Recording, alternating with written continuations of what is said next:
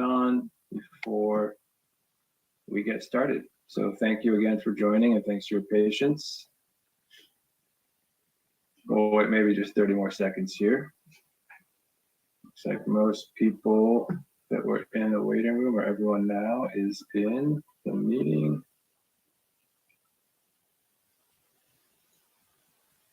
Okay, I think we're gonna go ahead and get started. Hi again all, Dave Javid with Plan to Place. Great to see you. Thank you again for joining us for, I think it's our 9th GPAC meeting. As we do every month, we have a lot of great information to share with you. But before we launch into it, as we always do, I'm going to ask Martine to read this out loud, and then we're going to go ahead and open the Spanish interpretation channel. So Martine, over to you. Thank you, Dave. Buenas noches, tengan todos ustedes, bienvenidos y bienvenidas. Mi nombre es Martín Rivarola, junto con Gustavo. Esta noche estaremos haciendo la interpretación al español. Para acceder al audio en español, lo que usted tiene que hacer es, en la pantalla inferior, en la parte inferior de su pantalla, va a encontrar un simbolito de un globo, donde dice interpretación. Usted ahí aprieta y le va a dar la opción de elegir el idioma español. Con eso usted va a poder escuchar simultáneamente todo lo que se dice en su idioma. Muchas gracias. Thank you, Dave. Excellent. Thank you, Martine. We'll wait 1 second here to make sure you're set up on the Spanish channel. Thank you for getting that set up, Eric. Okay. Think we're set. All right. So Heather, I'm going to hand it over to you for a quick welcome now before we get started. Yeah, I just want to say thank you for everyone for being here. It is, as Dave mentioned, there is a lot on the agenda, so we will do our best to work through the materials, but we also, have plans for pivoting if we don't get through everything. We had lofty goals with this agenda. So I also just want to take a moment to acknowledge that this is an important meeting because it is the first more formal recommendation coming from the GPAC. So that will be a good discussion and lots of time from your working group getting the vision materials where they are today, so that hopefully the committee is ready to make a formal recommendation to the City Council. So just want to acknowledge that and thank everyone for their hard work. And through each of those iterations, things have gotten a little bit better. So thank you to all the GPAC. And really with that, I will hand it back over to you, Dave, and let's not waste time listening to me. Sounds good. Thanks, Heather. So as we always do, we're just going to do a really quick roll call. I think almost or most of you are here with us now, so we'll do this real quick. Dave Alden. Here. Stephanie Blake. I believe we know she's not going to be with us tonight. Phil Boyle. Phil, I think I saw you earlier. Yes. I think yes. Great. Hi, Phil. Aaron. Present. Hi, Aaron. Delia. Here. Great. Mary. Here. Sierra. Present. Welcome. Jesse. Hi. Welcome, Jesse. Allie. Don't think Allie's with us yet. Yancy. I think I saw you. Hi, Yancy. Roger. Here. Ileana. Present. Welcome. Roberto. Don't think I saw Roberto yet. Chris. Here. Welcome, Chris. Bill Reinhardt. Here. Welcome, John. Don't know if we saw John yet. Josh. I'm here. John, there you are. Yep, we see you, John. Thank you, John. Janice. Present. Josh. Hi, Josh. Thanks, Josh. Janice, I think I saw you. Yes, hi, Janice. And Bill Wolpert. Here. Excellent. Okay, so real quick logistics. I know this kind of gets old, but just to make sure we're all aware of how to use Zoom, just in case we haven't used it. But I know you all are quick experts, just in case folks are joining us for the first time. We do have the audio is really just accessible right now by GPAC members, just so we can have an efficient conversation, but members of the public will have a chance to unmute themselves when we get to public comment. We do have closed captioning available. This is what's mentioned here. If you dial *9, if you called in, that'll give you the option to unmute as well. Same with the video. It's great to see members of GPAC. There's so many of us, so great to have your cameras on, and members of the public will have a chance to turn on their cameras when we get to public comment. And as a reminder, the raise hand feature, most likely you could all find it now under the reactions button, and we'll use that during the facilitation of both the GPAC discussion and for public comment. And as always, technical difficulties, feel free to email Eric Roberts at eroberts@cityofpetaluma.org. And for those following along in Spanish, it's martin@mrtranslations.org. Alrighty, so as you've heard us say now a couple times, we do have a very, very full agenda here this evening. We did get some great feedback and worked through a lot of great processing with members of the GPAC that help us create what you have now seen as the latest version of the vision statement, which we hope to spend a bit of time on, but get your recommendations so that we can move forward with a lot of other great information that we have to share, including the key strategies diagrams, some staff updates. We really would love to also have an opportunity to discuss the working groups with you all, because we know that's really important to make sure that we're putting you into topical groups that you're really interested in, so you can help us move those processes along. And that's something we'd love to get to today.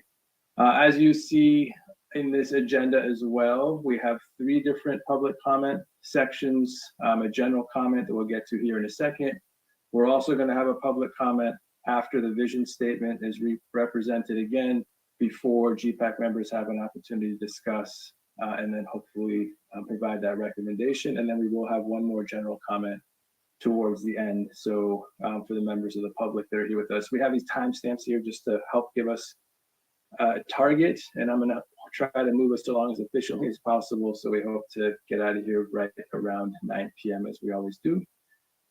So with that, we're going to go ahead and launch right into our first public comment section. And for those members of the public that are with us here this evening and have any general comments that you'd like to share now, this is your opportunity. Again, a reminder, there'll be 2 other opportunities as we move through this evening's agenda. But if you want to use the excuse me, the raise hand feature, again, at the bottom of the window, if you go to the reactions, you should be able to find that there. And we will unmute you and give you a chance to contribute. I don't see any raised hands. Am I missing anything, Eric? I don't think I see anything popping up. Seeing any hands, David? Okay. Well, we're going to keep on moving on here, recognizing again, we're going to have more opportunity for public comment coming up here shortly. So we are now going to launch right in to give you an overview of the recommendations. We'll have members of the consultant team, as well as members of the working group, who've done a fantastic job again of moving this along, provide some overview of where we are. And then again, as I mentioned, we're going to go quickly, hopefully, to recommendation to the City Council from you all after we hear from the public and have a short discussion. So with that, I'm going to hand it over to Ron. Hey, thank you, Dave, and good evening, everybody. Great to see everybody again. As Dave mentioned, I'm going to just do some brief recap of all the work that has gone into the vision, guiding principles, and pillars up until the last GPAC meeting. And then I'm going to turn it over to your fantastic vision and guiding principles working group members who are going to explain the work they've done in between meetings and introduce the newly revised versions of each of these work products. And then just so you know where we're going from there, then we're going to have time for GPAC questions, and we're going to open up the public comment and then come back for the GPAC discussion and recommendation. Again, GPAC members, you've seen this several times, but for members of the public who may be new, just want to quickly recap what the purpose of the vision, guiding principles, and pillars are. They really provide the basis for the goals, policies, and programs included in the general plan elements. We also, early on in the process, use them to evaluate general plan alternatives and then shape goals and policies later. A vision is really describing the preferred future for the city and its residents 20 to 30 years out. And then the guiding principles to complement the vision are really designed to provide direction that should be followed to achieve that vision. They really summarize the unique characteristics or challenges and opportunities that Petaluma faces, the things that the general plan needs to be sure to address and or advance one way or another to achieve the vision. Importantly, these are purposely high level and lacking in specifics, really not appropriate at this stage to identify specific strategies or to focus on pragmatic how-tos. That work comes next. But to take those next steps, we have to first be clear about what we're hoping to achieve. One thing I do want to emphasize, the work products you have that were presented to you in January and then are before you again tonight really should be seen as a reflection of this point in time. We've really reflecting what we've heard so far from the community. They will serve as guides and foundations for where we go immediately from here with the planning process in the very near term, starting with the housing element and the alternatives phase in the general plan update. But it is also possible and even likely that they will continue to be refined and enhanced as we move through the planning process. With that in mind, and really they're not final in any way until if they're incorporated into the final general plan that's actually adopted by council. So you don't need to see this as kind of some definitive final decision you're making. It's more an affirmation that these work products really reflect what the community has, what guidance they've provided so far.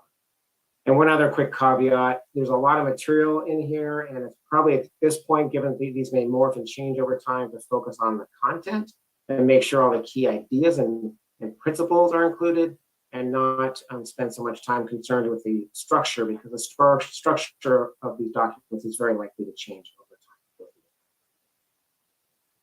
time. Again, these have come from a lot of community input, starting back in 2020 with surveys, on into last year when we did less listening sessions, had a number of GPAC meetings where we got your input that informed these work products. We then went to the broader community and area meetings, pop-ups, and a visioning workshop, the outputs of which all inform the development of the vision statement, guiding principles, and pillars. Since November then, you've been working on them. You reviewed the community feedback on the guiding principles in November, and then between November and January, several people provided draft vision statements. There's also some additional Latinx and youth engagement in the interim, all of which was incorporated into the products that you reviewed and considered in January. And then, yeah, thank you, Dave. Next slide. So quick recap, and here's where I'm going to turn it over to the working group members. Just want to remind you that the January draft included everything we've heard up to that point. You guys spent really thoughtful time in January discussing potential revisions to these work products. And then a small group of volunteer GPAC members has met 3 times since then to further refine them. So I'm going to turn it over, I believe. Oh, Bill, good. You were able to join us. Excellent. I'm going to turn it over to Bill and his fellow working group members who are going to introduce the work they've done since then and the outputs of that. Great. Thanks, Ron. And first of all, thanks to Ron and to David and to Heather for facilitating and providing enough guidance and expertise to make this, I think, very productive.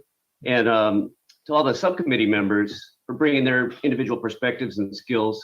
I think we all agree it was really a collaborative experience and satisfying. And I think we're looking forward to further subcommittee work. To summarize, we left last month's meeting with a sense that there was general consensus on the direction, but there were enough changes recommended that we felt more time was needed to fine tune some of the changes and further consider the best ways to incorporate the suggestions that have been made. So we went back through all the public input and the committee member comments, hoping to ensure that all the ideas were included and organized in the most effective ways. And we looked at opportunities to simplify and restructure, but we agreed to move forward with the current format, which is real similar to the original, just knowing that there'd be chances to revisit along the way as we continue to craft the goals and policies that will realize this. So what we've arrived at is essentially the same as what we left the last meeting with, but we feel it's more succinct, it's better organized, and generally more responsive to what this committee and the people at large have been saying. So as Ron stated, we still see it as a work in progress, especially in the supporting concepts, but solid enough to forward on to the City Council and hopefully provide a useful framework and foundation for work going forward. So I think I'm going to turn it over to Mary now for some more specifics about what we've done. Thanks, Bill. That was good, a very good intro. And without going into the details of the vision statement, which hopefully everyone's had a chance to read, I just want to remind everyone that the vision statement is it's a picture of our city and the many levels that our general plan will achieve by 2045. Sometimes that throws people because this is the vision, and so we're looking ahead to these achievements. So what we reviewed last month, it was written like a narrative. It had good qualities and characteristics, but it didn't have a strong sense of priority. And some of the feel-good language didn't feel totally grounded, felt a little long. Well, you probably noticed that it actually maybe visually looks longer, but I think that one of the key helpful formatting ideas which Ron put in was highlighting the distinct subjects in each paragraph. So that helps us organize our thinking around what are we trying to say instead of like this long narrative story. As Bill said, we reviewed all the input that had come in after the GPAC meeting. Of course, we were present at the GPAC meeting, and that input had already been placed in front of us when we gathered.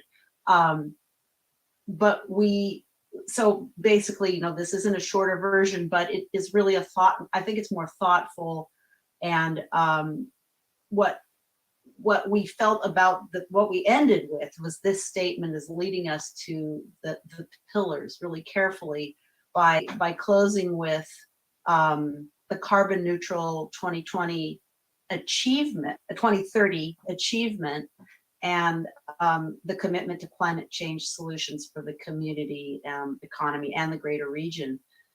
So I don't really want to go through each thing, but I would say that if we could just note there's a kind of a pattern that's emerging in this deliberate reworking, and it may guide us as we dive deeper.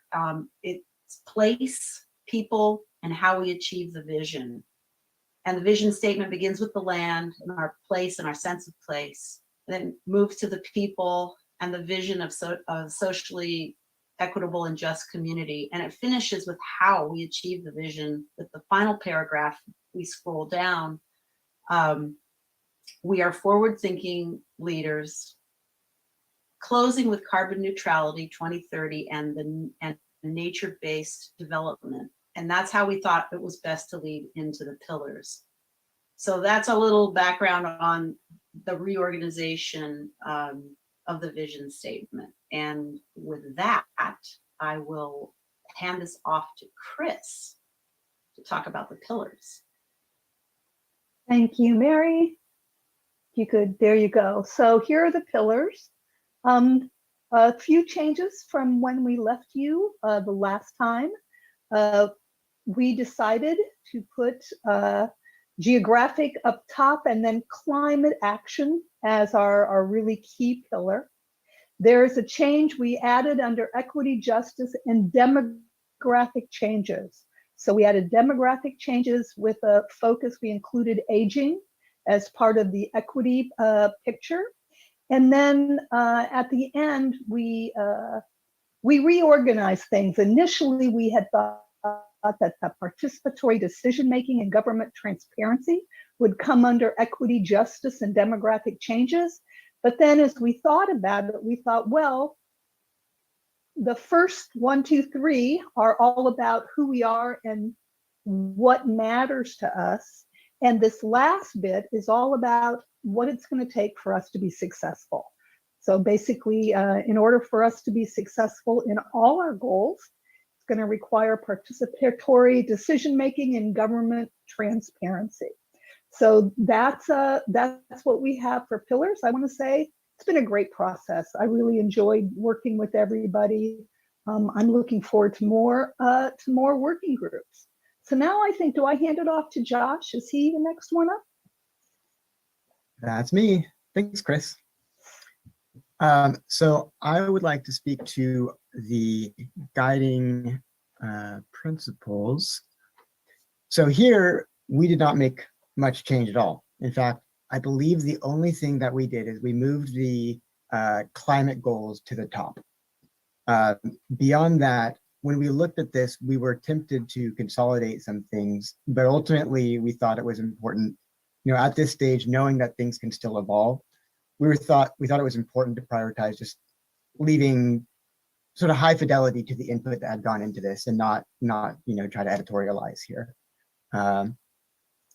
So again, in keeping with the work that we did on the other sections, it was really about structure, organizing, priorities, rather than any substantive change. Echoing Chris and Bill, and it was a real pleasure to be a part of this working group and looking forward to more of that.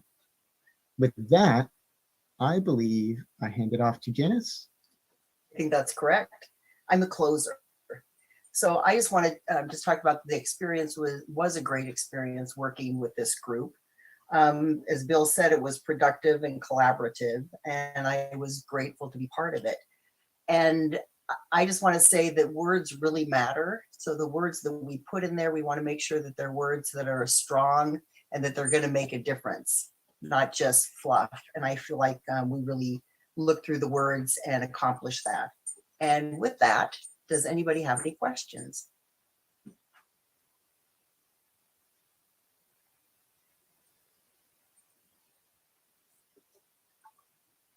Thank you all. That was fantastic. Thank you for very simply describing your process and how we got to where we are. That was really, really helpful.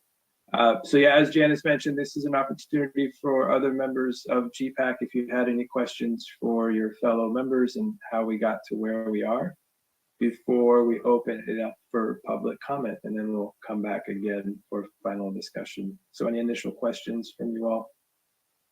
Did they totally nail it? Awesome, I see lots of thumbs up. Fantastic, fantastic. Okay, I won't belabor this. We'll have a chance to talk again here in a moment. So I'm going to move us forward. So again, this is now an opportunity for members of the public to provide a specific comment on the vision products that you just saw. We're going to have more opportunity for additional public comment after this for anything else that we might want to talk about on anything else that's going to be presented. So I ask that you keep your comments on this vision product for now so that we can kind of add some feedback here before we go to the recommendation. So with that, I do see one hand raised. I'm going to hand it over to Eric. Thanks, Dave. The hand I see is for Taryn Obaid. Taryn, I've asked you to unmute yourself. You'll need to do the same on your end. Hi, can you hear me? We can hear you. Hear me? Yes, Taryn, we can hear you. Welcome. Thank you. Thank you, everyone. I love the visioning statement. I have a clarifying question about climate neutral. Is that just for City Hall and City Hall's fleet of vehicles and City Hall's HVAC system? Entire Petaluma community. I'm confused about that and I would love clarification because that's a big difference between those two things. And then, as great as this visioning statement is, it is so spot on for Petaluma.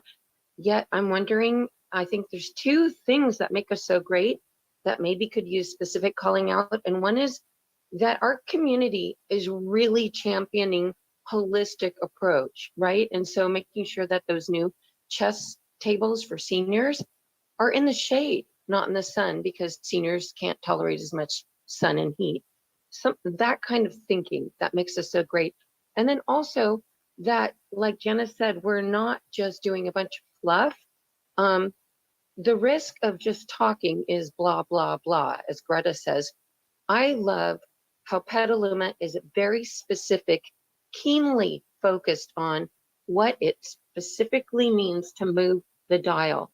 For our general plan, that's a vision statement. But as we turn towards like really thinking about translating from the vision, we need to make sure we got things that have teeth, ordinances that have consequences, and that they have somebody to enforce them.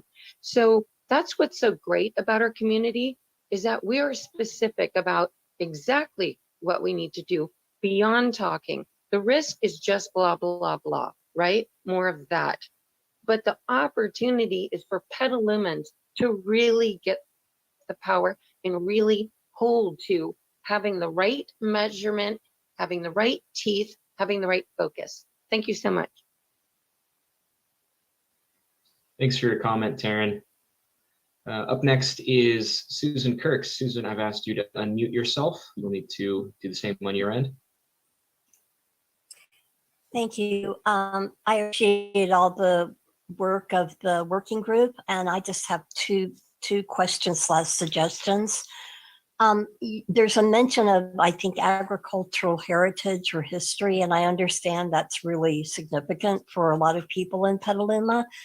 As you're looking forward to the next many years, I think it might be a good idea to add a phrase that's something like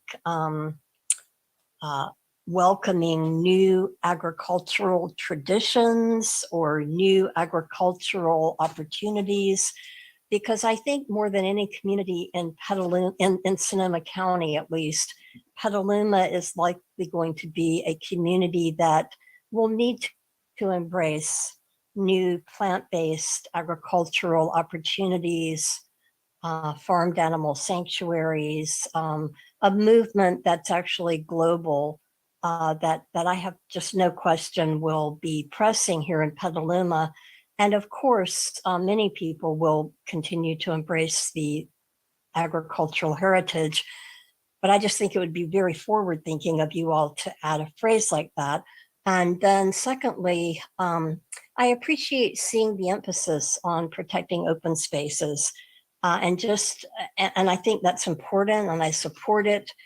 There's a lot of work that needs to be done in your natural environment section, of course.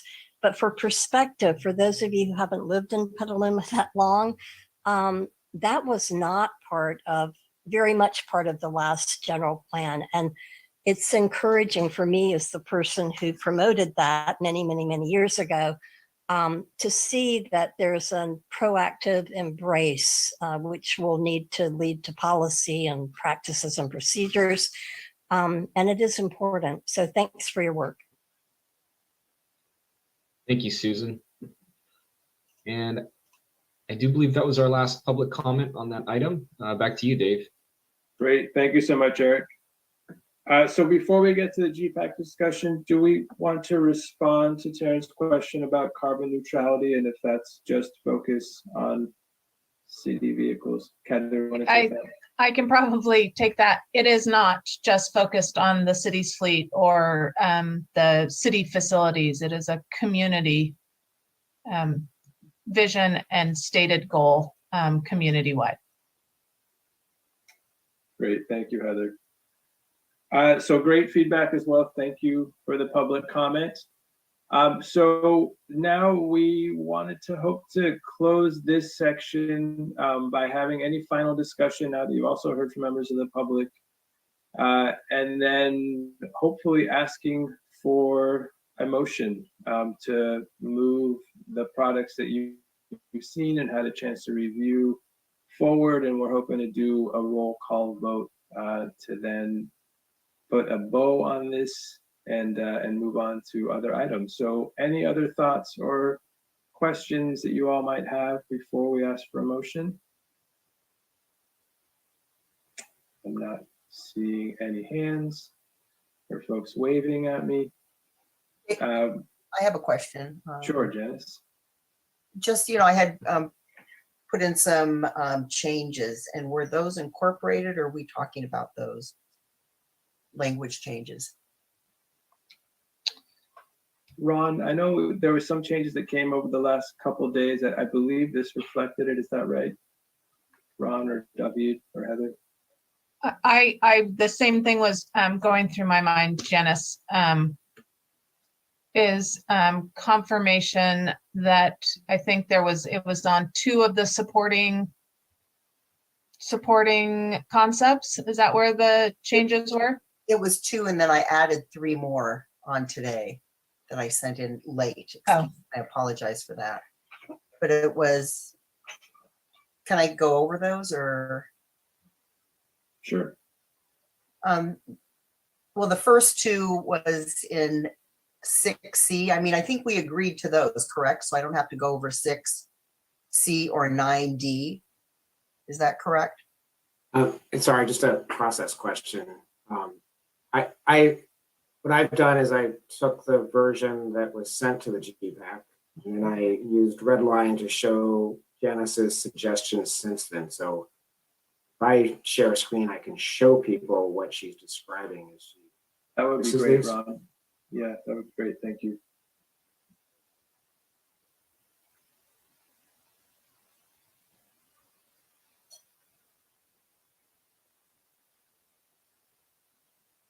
Can people see that okay?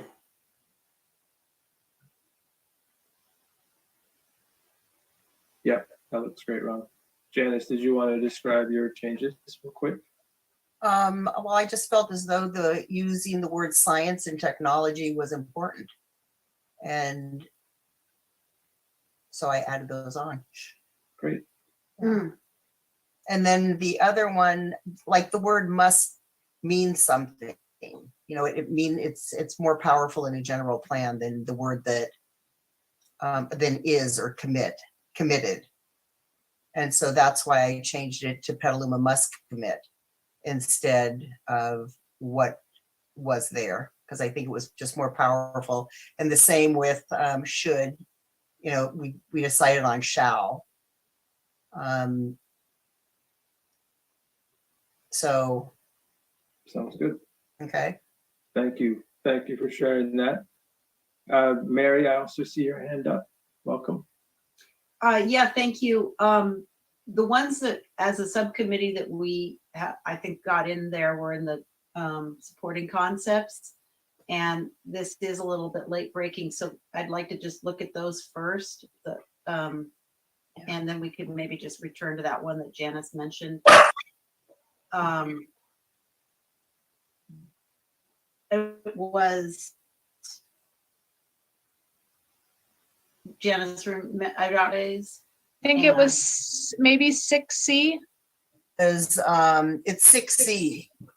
So I think, when it said physically connect east and west sides of Petaluma with new roadways, bicycle and pedestrian crossing. So of course, my red flag went up. And that's still in there.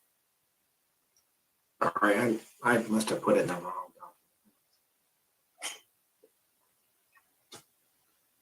Ron, I think that change had come in a different email chain. So yeah, I think so too. Is it so? This? It's 6C. 6C. Yeah. Yeah, since the numbers changed between the different. Well, versions. that's where I got confused because the numbers were different when I was looking. But my suggestion was physically connect Petaluma by safe streets, bicycles, and pedestrian crossings and multi-use options. And the reason I thought of physically connect, this is a general plan for the future. So we shouldn't really talk east-west, even though I do that. But when I really thinking about it, I feel like, in the future, we don't really want to talk about east-west. We want to really physically connect our community. And then the word new roadways, we don't really want to build new roadways. We would just want to improve what we have. And so that's why I felt like new roadways should come out. Bear with me. I know I incorporated it somewhere. There it Yes, is. you have it. There you Okay. Down in the editing. go. Great. Thank you for that suggestion, Mary and Janice. John, I see your hand raised. Yeah, just what Janice said on must commit. The word must is still a weak term. We need to be even stronger than that. So just the word commit, Petaluma commits. That so it's an actual action that we actually do, not must do, but we are doing it.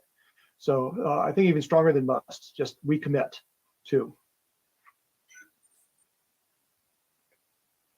Ron, do you want to? You need to give me a minute. Sure.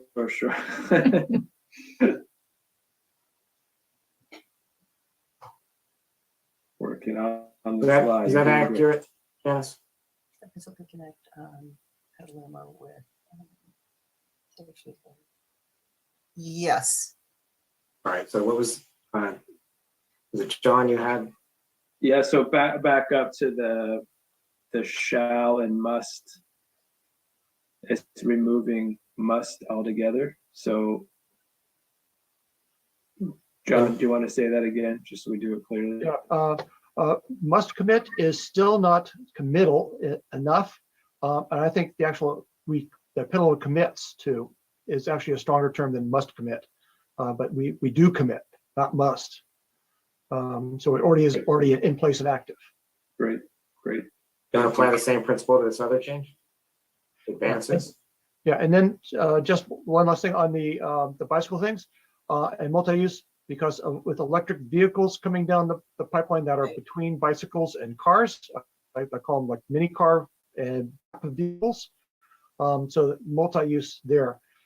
So I like the idea that multi-use is besides just pedestrians and bicycles, but for all the different vehicles that are going to be coming down to us in the next 20 years. So are we in the pillars still or guiding principles? Yeah, wherever I think maybe I was down in the pillars that Janice was talking about. With the pillar 6C still. See down there. So I'm saying I agree with that, and the concept is that bicycle, pedestrians, crossings, and multi-use options. So besides bicycle and pedestrians, there's going to be, especially for the older folks, there's going to be all sorts of modified wheelchairs, upgraded wheelchairs. They're almost like little tiny vehicles. So it's like to be more inclusive for our aging population, we're going to be using these electric transports that are a little larger than wheelchairs, and that's coming down. So I'm not sure how to say that, but it's and electric transport and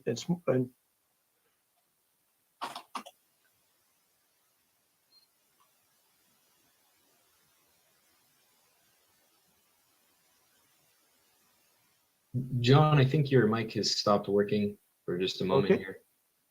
Did No, I think I'm still on. I'm still on. Yeah. I'm just quiet. No, I think we got it. I like Thank the changes. Thanks, John. Perfect. Thank you, John. Mary, I still see your hand up. Is that from previously? No, Oh, yes. the other one is 9D that we talked about and we agreed on as a subcommittee. I want to make sure that, it was pursue. Yes, it was 9D. You were there. Sorry. Oh, you put it on Too many that. documents, I put it in the wrong place. Not sure if it's 9D on this. It's not. Mary, I have 9D also that changed. What's the key, what's a term in the sentence?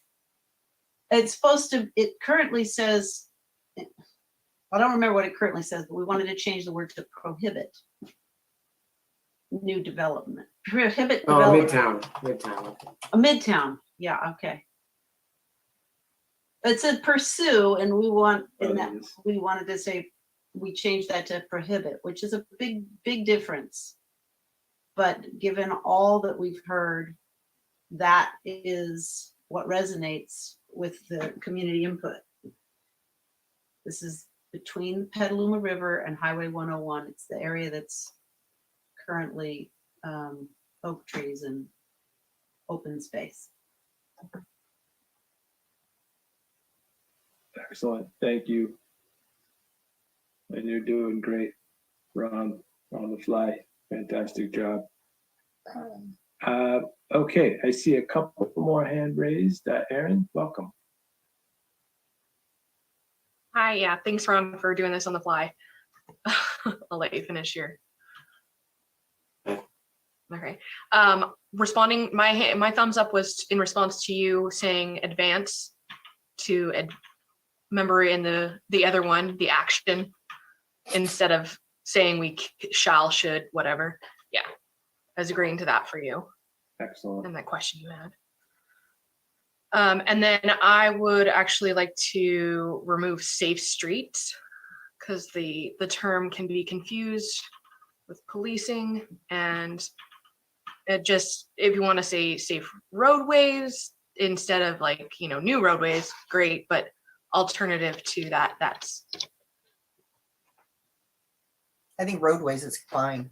Yeah. This one? Great, thank you. Safe roadways. Thank you, Erin. Great suggestions. Yes, Bill. Welcome.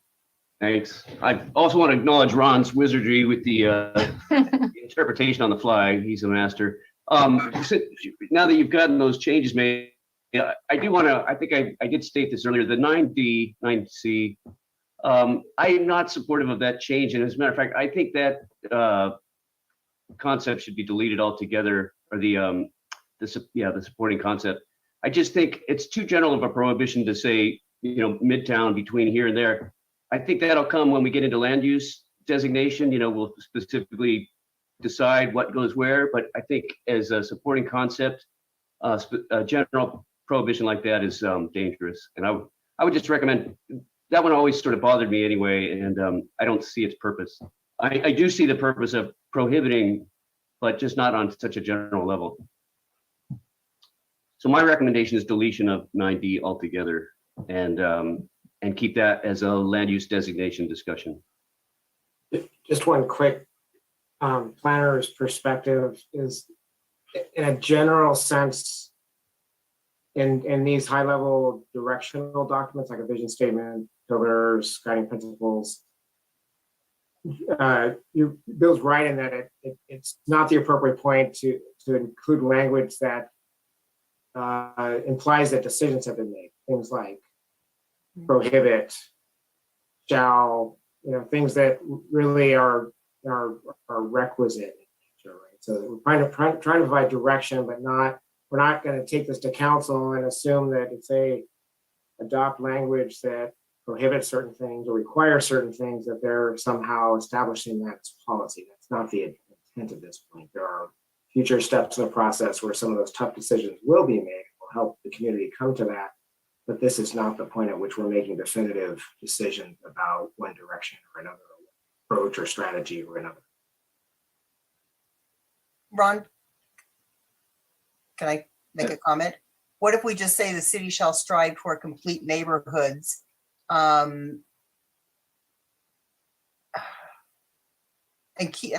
Take out and prohibit. Develop. To be consistent in language, can we just say strive? All these start with the book. I guess part of my question is that I don't think, if you think that by saying the city shall do something and it's going to happen because it's in this document, that's not I don't think that's a safe assumption. Okay. I do think this should be with land use though. I mean, it is part of land use, but I think something should be maybe just take out prohibit, and I'd like to keep the sentence. But I'm okay with the prohibit, if that's because we're going to be going into land use later on and talking about it. But I hate to take this out because this is an important area and people have a lot of stake, the neighbors in that area. Janice, are you proposing just saying strive toward complete neighborhoods? And that's the end of the sentence? We take everything else out, or? And do we have to keep Midtown? Well, no, I think neighborhoods. No, if we're specifically talking about Midtown, then strive toward complete neighborhoods in the Midtown area between the river and, well, I don't know. I'm not sure. Let's get a couple more comments here, maybe that'll help us get there, and or we can come back to this and see if it's worth keeping in or possibly removing. Let me see, Dave, would you like to contribute? Welcome. Oh, thank you. I was going to talk on a somewhat different topic. I wanted to get back to the safe roadways comment that came up. You know, I understand the concern with the word safe, and actually I'm equally bothered by the word road or roadway, because that implies transportation over a place to live and thrive. The phrase I find generally in the literature that I prefer is slow streets. So that's my proposal. Thank you, Dave. So how would that work? So physically connect Petaluma with, you're suggesting, slow streets Correct. instead of safe roadways? That's my proposal, yes. Aaron, Janice, you good with that? I see a thumbs up. Thank you. Excellent. Okay, Roger, we'll go to you next. Oh, I just wanted to quickly support Bill when in that striking that 9D. I think it's too specific, but I raised my hand before you made that comment. I think that, you know, sometimes this is a high level and various people have certain access to ground or certain things they want or don't want, but or roadways. But I think at this point, that should be, you know, done at a different level than this. So personally, I just agree with what Bill said. You agree with Will? Okay. So just, can I get a quick show of hands of anyone that would adamantly reject that offer to remove 9D altogether? Does anyone would hate that idea? Is that going to ruin it for you? That would ruin it for you, John. Okay. I think it's going to be really difficult to get full consensus on this. So if, no offense, John, but if no one else rejects that idea, if we can just remove that altogether, that might help us move this process along. Can I suggest a change that might be more acceptable? Sure, John. And instead of a negative like prohibit, which is something that maybe we're striving for that particular area. And since Midtown is not really defined real well right here, but more generalize it and make it more positive and use nature-based solutions to create a natural environment around the Northern River. I think that's the area we're talking about, is the Northern River. And so using nature-based solutions to create a natural environment around our Northern River would be a positive way of approaching it, saying this is where we want to go positively, instead of saying, oh, we won't allow this and this and this. Let's do that. And there may be some compromises for some construction buildings also in there, but that's our goal, is to nature-based solutions. Let's use it for that area, these terms. Sorry, I have to chime in my responsibility as organizer. The topic here is prioritizing infill, which is why specific parts of the town are mentioned in the reporting concepts. What you're suggesting, John, may be very appropriate, but I think it would belong somewhere else under a different guiding principle. Then go ahead and remove the prohibit. Well, it's not in this current draft. So are you saying you're okay with the deletion then, John?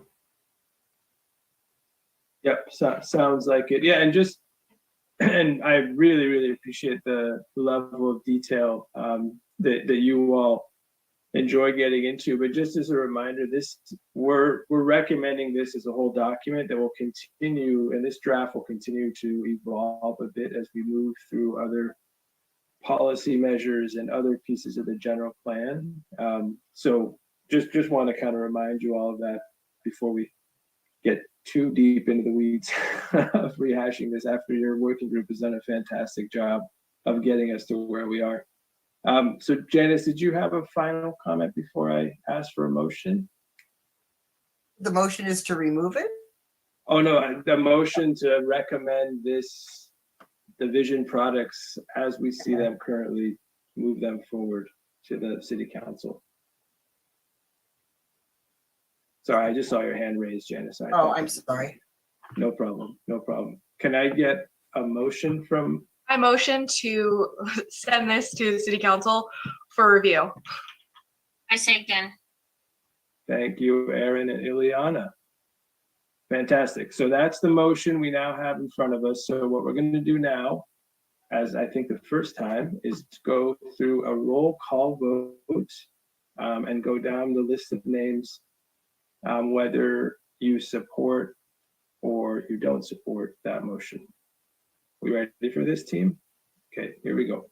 So I'm going to start from the top. Dave Alden. Yes. Excellent. We know Stephanie isn't with us this evening. Phil Boyle. Phil was here. Hopefully he's coming back. Aaron. Yep. Thank you, Aaron. Delia. Yes. Thank you, Delia. Mary. Yes. Excellent. Sierra. Yes. Thank you, Sierra. Jesse. Yes. Thank you, Jesse. Allie. Yes. Thank you, Allie. Yancy. Yes. Thank you. Roger. Yes. Thank you. Ileana, I know you seconded, but we'll come back to you for confirmation. Yes. Thank you, Ileana. I don't believe Roberto joined us this evening. So next we'll go to Chris. Yes.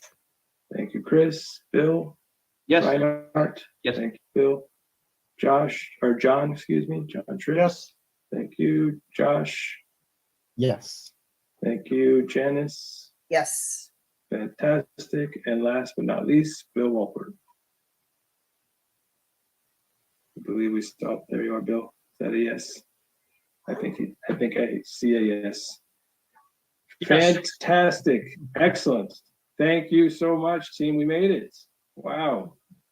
Great work. That was our first ultimate group effort that got us to a critical foundational point in this process. So congratulations.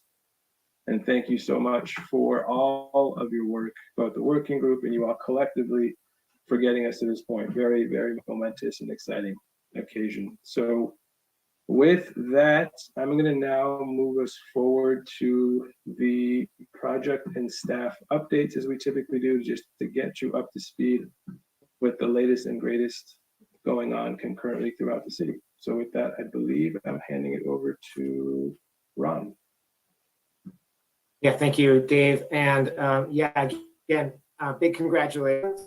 I got to say, like several working group members mentioned, I was very impressed with how this small group of GPAC members came together very efficiently, very thoughtfully, over the course of 3 meetings, really brought the vision, pillars, and guiding principles to a really fantastic place.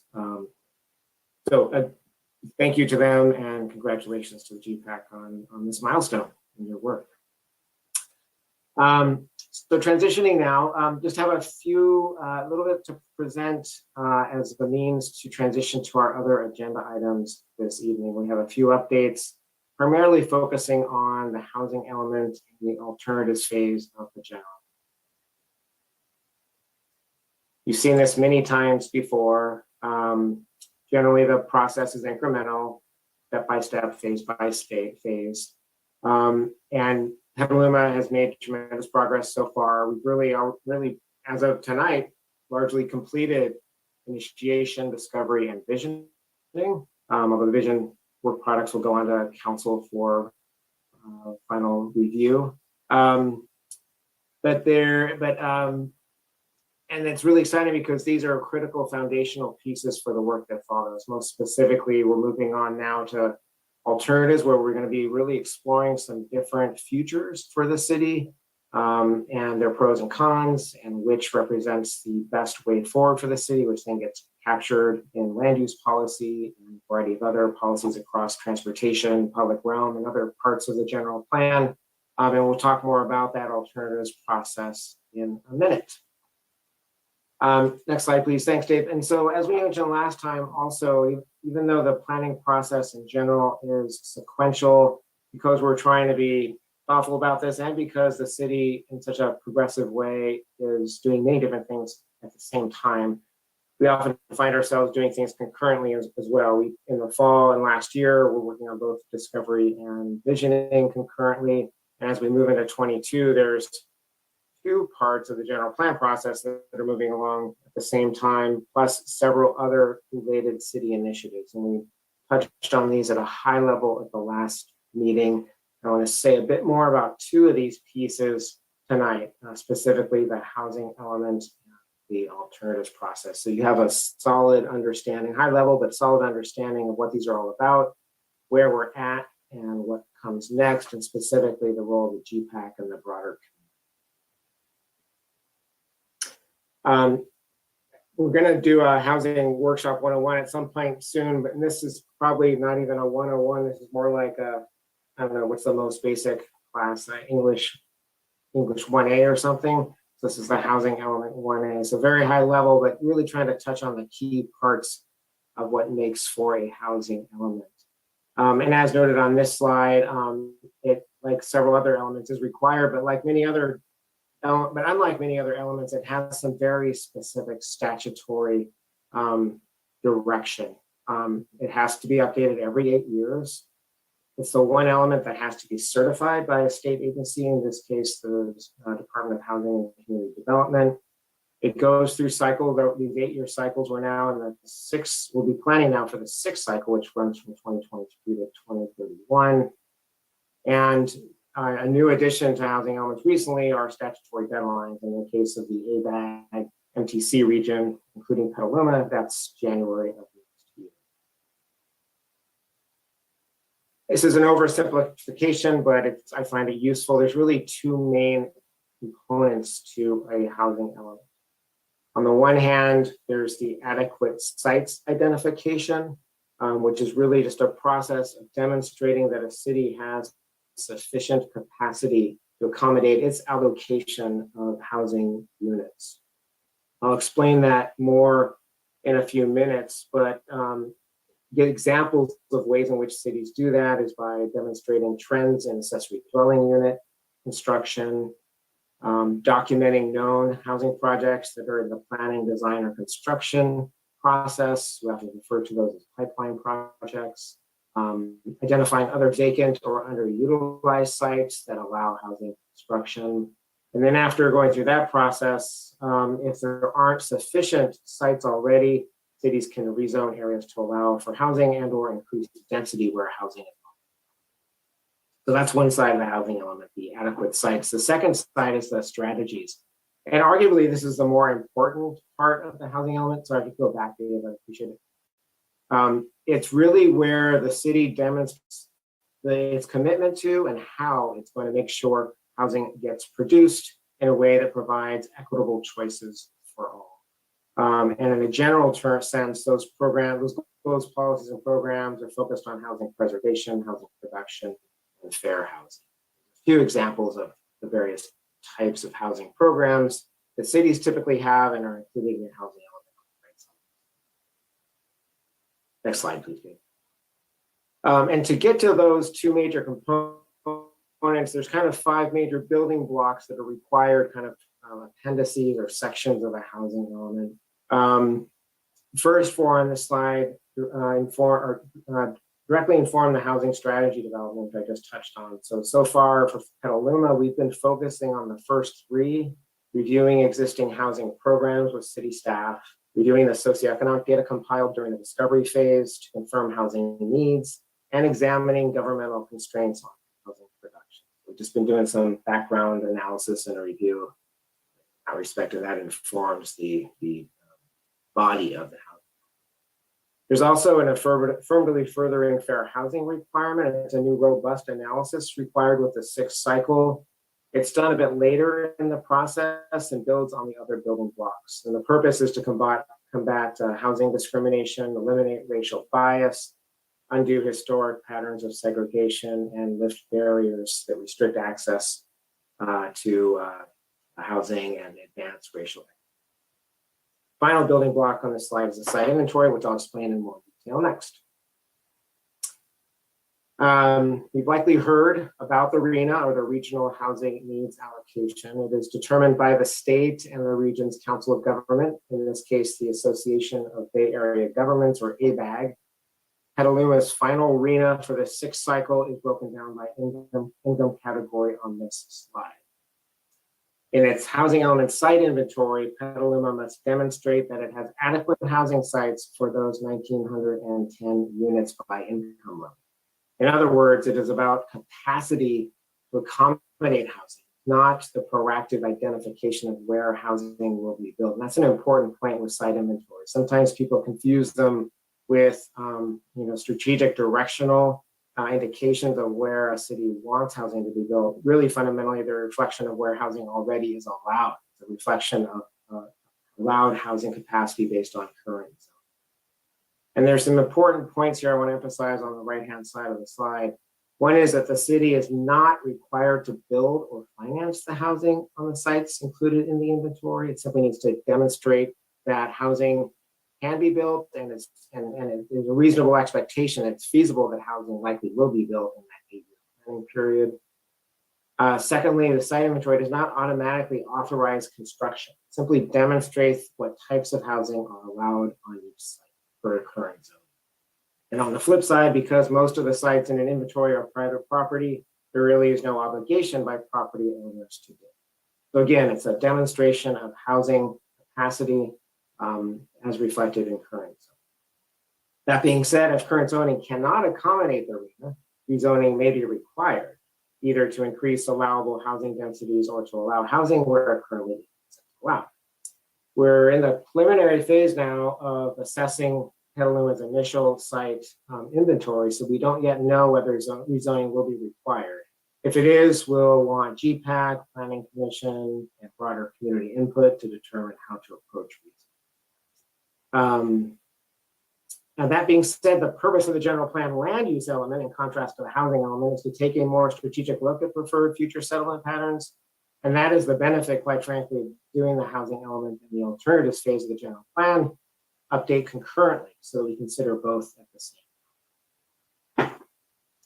One final note on the housing element, on community engagement. Should note that the work we've been doing preliminarily so far is really just to prepare ourselves for getting broader input from the community.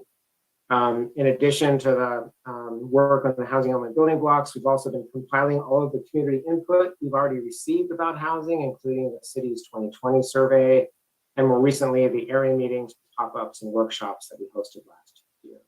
Based on all of that, we know that housing is a very high priority and that people want all community members to have the housing choice. And we've also received lots of direction on where people would like to see different types of housing. This is all reflected in the vision, pillars, and guiding principles that you just read. The best timing for additional community input to inform the housing element is after we've completed this initial preliminary work. At that point, we'll understand Petaluma's current housing capacity, what's working to preserve and produce housing for all, and where there may be room for improvement. Then we'll know what guidance we need from the community to inform the draft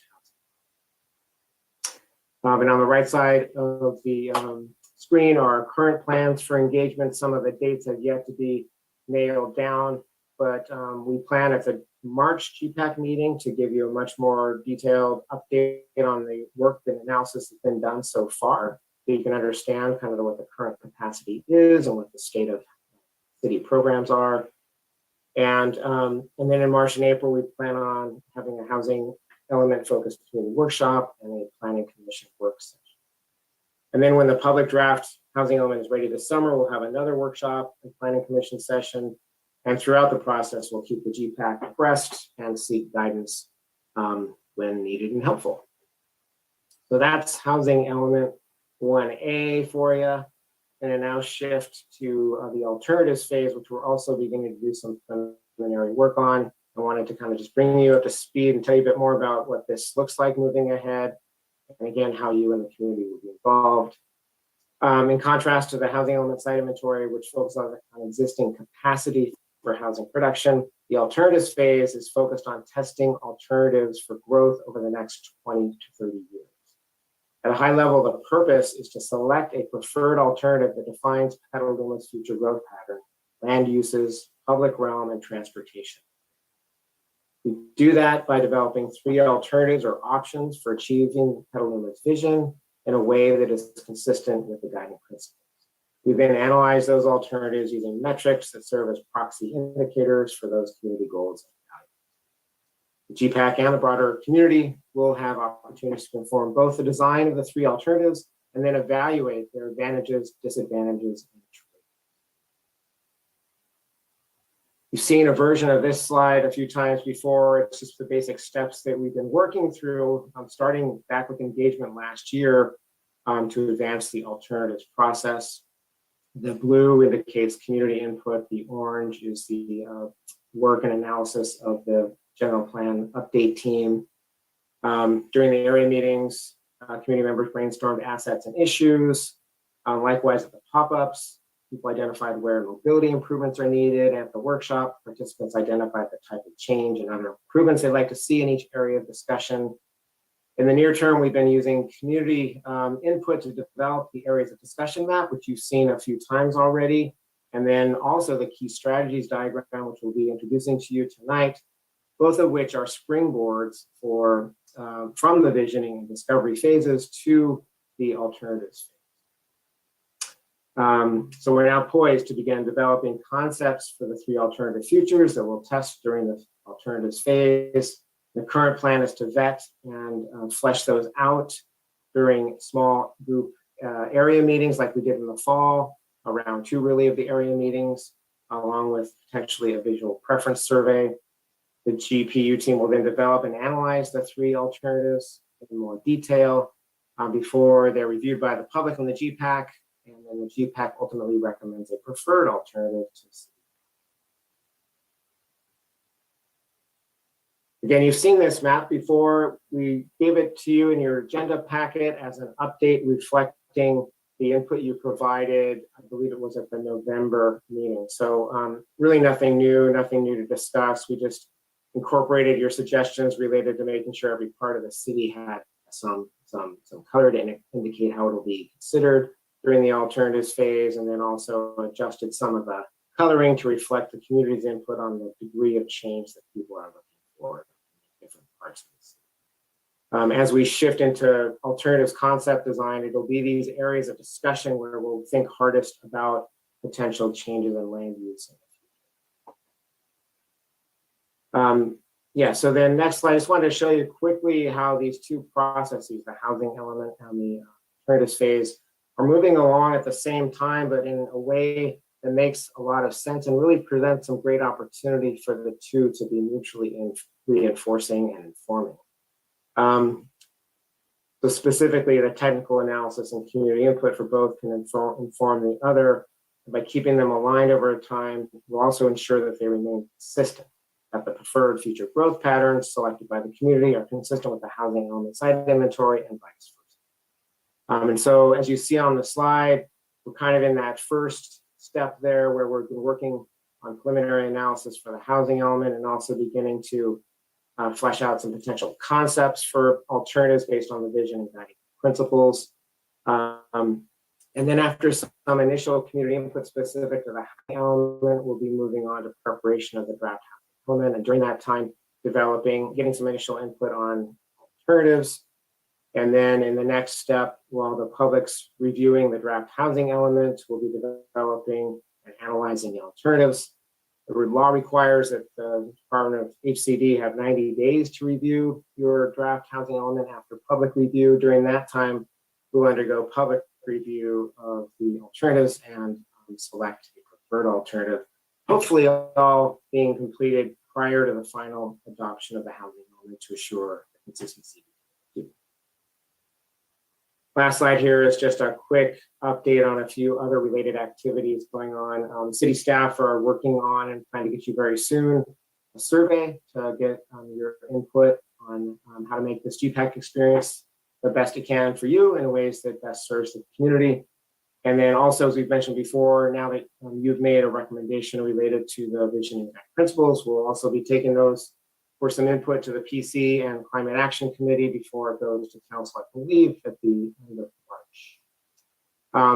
Other related activities going on, city goals and priorities being considered on March 14th. There's also upcoming parking study sessions, across town connector workshop, and a sidewalk gap closure inventory. I have talked way too much, and so I'm going to stop now and see if you all have any questions. Thank you, Ron. Yeah, so as Ron mentioned, any questions related to what Ron just presented before we move on to the key strategies diagram discussion? Lots of great information to share and a lot going on, as I'm sure you'll get updates as we move into future meetings. Okay, so with that, I don't see any hands raised. So we're going to go ahead and jump right into the key strategies diagram that you received in your packets as well. And Ron, I believe we're handing it off to Troy now, right? Yeah, and I just want to introduce Troy because I believe it's his first time at a GPAC meeting. One advantage Petaluma has a very robust team of folks working on this general plan update. There are many different staff from Raymond Associates involved, plus a very robust team of experts on a variety of topics as sub-consultants. So it was my pleasure to introduce tonight Troy, who's a longtime planner with Raymond Associates, specializing in land use and design. And you haven't seen much of him, but he's been paying very close attention, working hard. He was the lead analyst on the land use existing conditions report. Plus, he's been looking very closely at all the input that's been coming in from the community, noodling on what this all means for this next phase of the planning process. And as part of that, he took the lead on developing this vision diagram, which is designed really as a bridge between vision, existing conditions, and alternatives. So I'm going to turn it over to Troy at this point, who's going to explain to you a bit about what was described in the memo about how we got to this based on everything for us. So, Troy. Thanks, Ron. Pleasure to meet you all tonight. You can go ahead to the next slide there, Steve. Right. So as Ron said, in the packet, you had one diagram related to the areas discussion that we had covered previously, but the new diagram for you all is the key strategies diagram. Also, we've called it the vision diagram. It's really a summary, a graphical summary of the big ideas. It's a combination of the input we've received from the community at the various touch points, guidance from this group, and then findings and analysis from our existing conditions work that was conducted by myself, but then some of our other team members and experts.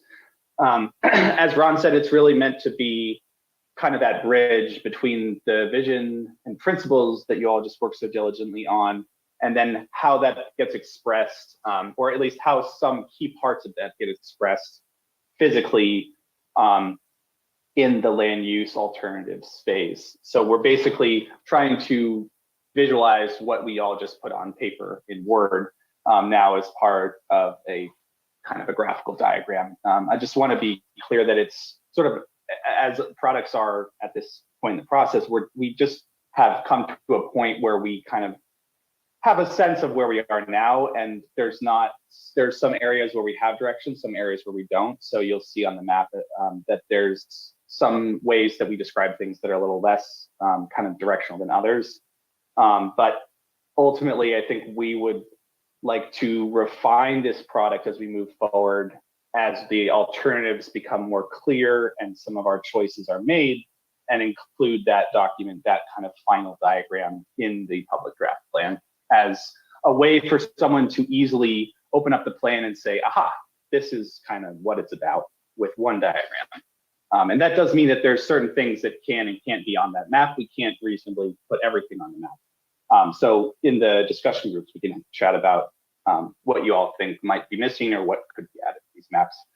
And just from a legend standpoint, we kind of differentiate between a couple of things. Existing is obviously things on the ground now.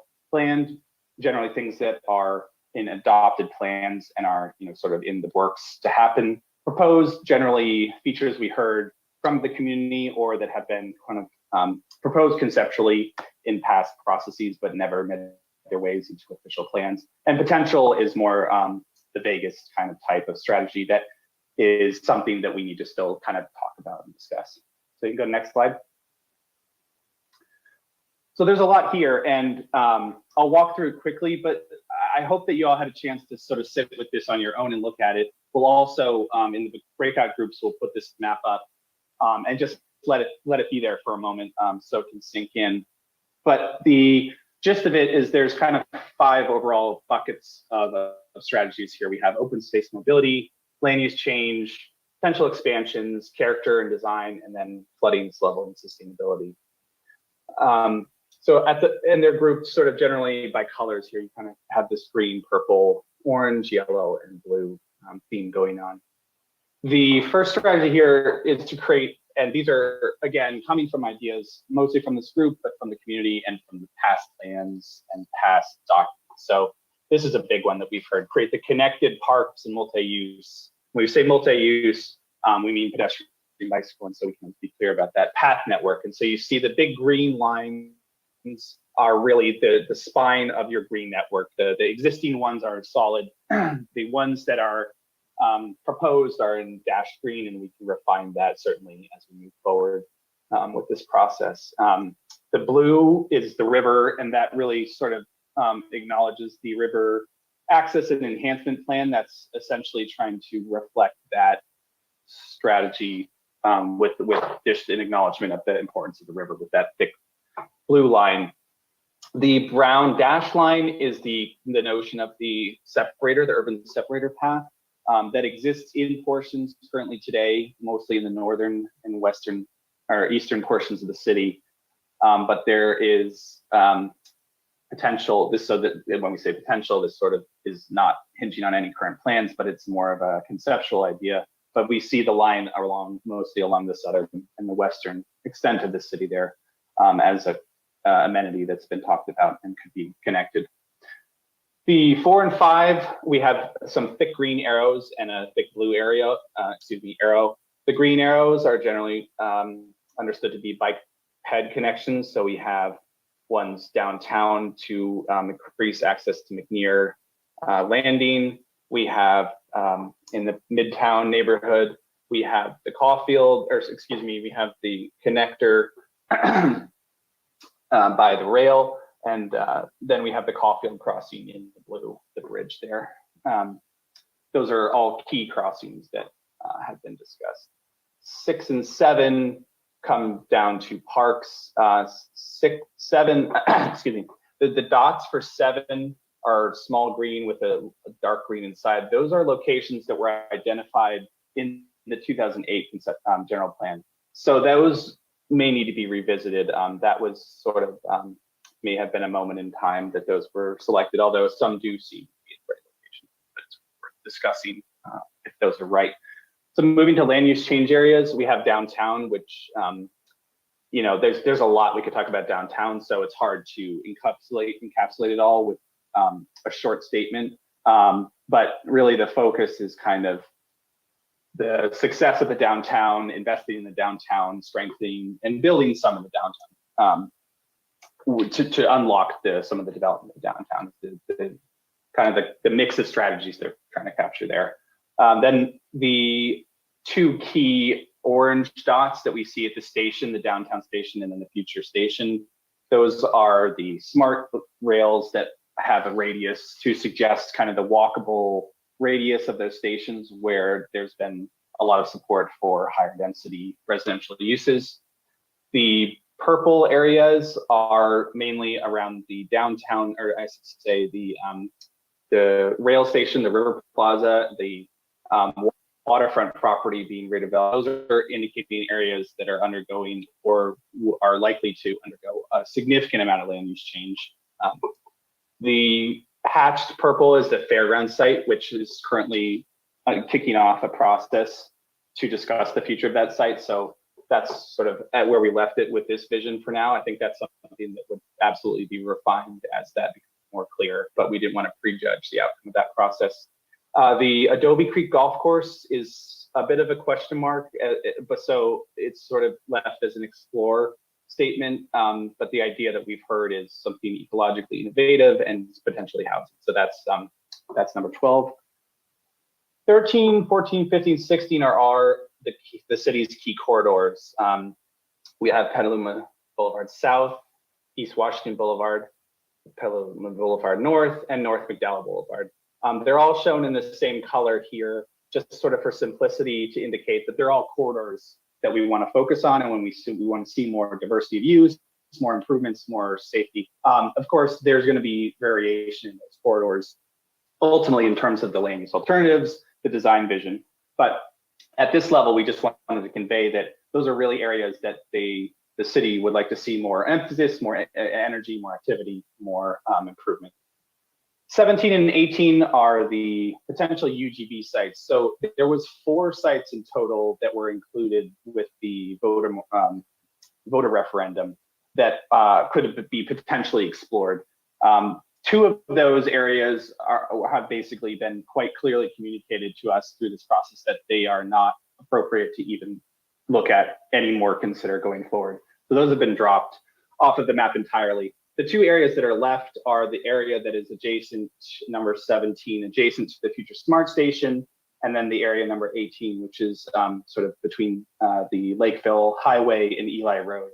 And this, again, does not prejudge that the city is going to expand in those areas or not. It's simply saying those areas are worthy of studying when the other 2 were not even putting on the map. Troy, can I Yes. can I jump in? I'm getting word that maybe we've lost audio on Granicus. So I'm wanting to just take a moment. Eric or Dave, is there a way to verify that or troubleshoot that at all? I'm not would sure. know Is where that to coming from start. PCA? Do you know? Oh, It's coming from someone trying to listen. So like, I'm wondering if Susan can hear us. She has her hand raised, which makes me think she wanted to talk about something. But I'm just trying to pause for a minute until we can figure it out. Who else is in the audience that might be able to tell us that would be listening? Everyone on the Zoom meeting, is it not on? I'm sorry, is it not? Do you want me to call in and try it out? But so Heather, is this the live streaming? Is that what's having the issue? Because it looks like I see folks shaking their head that are part of the public. That they can hear us? That or they can hear us. Yeah. Oh, huh. Yes, Okay. I don't know if that has something to do outside of the Zoom meeting. It's the Okay. live streaming, but I think Okay. everyone could hear us here. Okay, okay, so as long as members in the public that have joined in the public can hear, I just wanted to make sure we weren't holding a meeting, having a discussion and nobody could hear us. Okay, sorry for interrupting your flow. No, not at all. Did we want to take Susan or I'll just keep going. Yeah, we'll come back to, just members of the public that do have their hand raised. We are going to have a general comment section coming up from this discussion. We're going to move to GPAC discussion. And then, as Troy mentioned, have a couple small group discussions with the members of GPAC, and members of the public will get split into those groups as well, be able to listen along. But then we'll come back and have a public comment section. So Susan and others, thank you so much for your patience. And we'll definitely have an opportunity for you to contribute. So back to you, Troy. Cool. Thanks, Dave. And yeah, we'll definitely have the opportunity to talk through this more, and not just tonight, but this will be a product to be refined moving forward.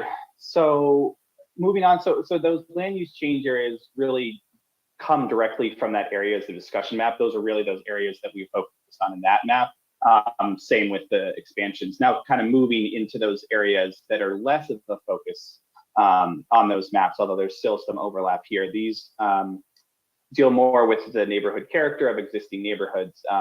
Number 19, we have the city has historic districts currently on the west side. There's several, I think 2 or 3, one of them particularly large, adjacent to downtown. And there's been a discussion around potentially adding more areas or more corridors, in particular D Street to the city's inventory of districts. And I think that would be part of this process for us to discuss whether that's appropriate or not. So that's a consider statement. Number 20, something that's been talked about in various plans and projects, and I saw was part of the vision guiding principles, the idea of these key small centers really emerging across the city. We have them marked in locations on this map that we heard could be potential locations, like the college, the Casa Grande, you know, the bowling center on Petaluma Boulevard South. There's a couple more. So those are marked with that little star, the red star, that just show those kind of potential nodes of neighborhood serving use. 21 is about those bigger nodes that are really right now the large retail centers. You have Washington, Deer Creek, et cetera. They're mostly clustered right around East Washington and 101. And so the conversation that has been heard through this process is that there is an idea to evolve those, some or part or all of those, into much more vibrant and mixed use spaces that serve the community, may have housing. So you can see those 4 big red blobs kind of clustered in the heart of the city that we would like to focus on from that perspective. Number 22 is kind of the orange background to most of the diagram here, and there's a lot going on there. So there's kind of a long statement here, but the idea is, and this kind of encapsulates again a lot of those visions we just talked about. We have slow streets in there, parks, pet bike, for streetscape, et cetera. We can you know, fine tune the language here, but we're trying to just encapsulate kind of the broad swath of neighborhood improvements that that residents would like to see. 23 is focused on those entry points to the city, sometimes called gateways. Those are sites where there could be a stronger sense of entry or stronger kind of marker for the Petaluma identity. Those are kind of big purple. We have 5 purple gateways across the city. We could discuss whether those are the right locations. And then moving finally to arguably one of the biggest, most important critical topics is 24 kind of being a catch-all that I think reflects a statement I also saw in the guiding principles to avoid or restrict new development in the wildfire and flood-prone areas. 25 is, I believe, this statement that John had made earlier about nature-based solution is actually kind of reflected here in number 25. And it's, I believe it's reflective of that northern river area that that was kind of under discussion, but you can see that kind of stippled blue hatch that's indicating the area where we know there's river risk and that there's a strong focus and interest in nature-based solutions. 26 is focused on the other side of the river. At the southern end, you see a blue hatch sort of starting at 101, moving down to the mouth of the river across Schallenberger. That's suggesting the sort of the wide range of flood control and marshland enhancements that we'd like to see. I mean, there's a lot of detail there and some implementation that clearly has to be worked out, but that's obviously the area of sea level rise hazard and focus. So that's reflected with 26. 27 reflects kind of a specific issue, sub-issue to 25, in that there are at least 3, perhaps more, large mobile homes that suffer, you know, more than usual from flooding concerns. And so that's an area or a strategy that's been identified as a need for the community. So with that, I think the next slide is just a summary of, just questions. Yeah, sorry, Troy. No, it's fine. There's too much text to put on slides, Yeah. so I figured the map really does it best. Yeah, that's it. Yeah, so group, as we mentioned, so this is an opportunity as a larger group.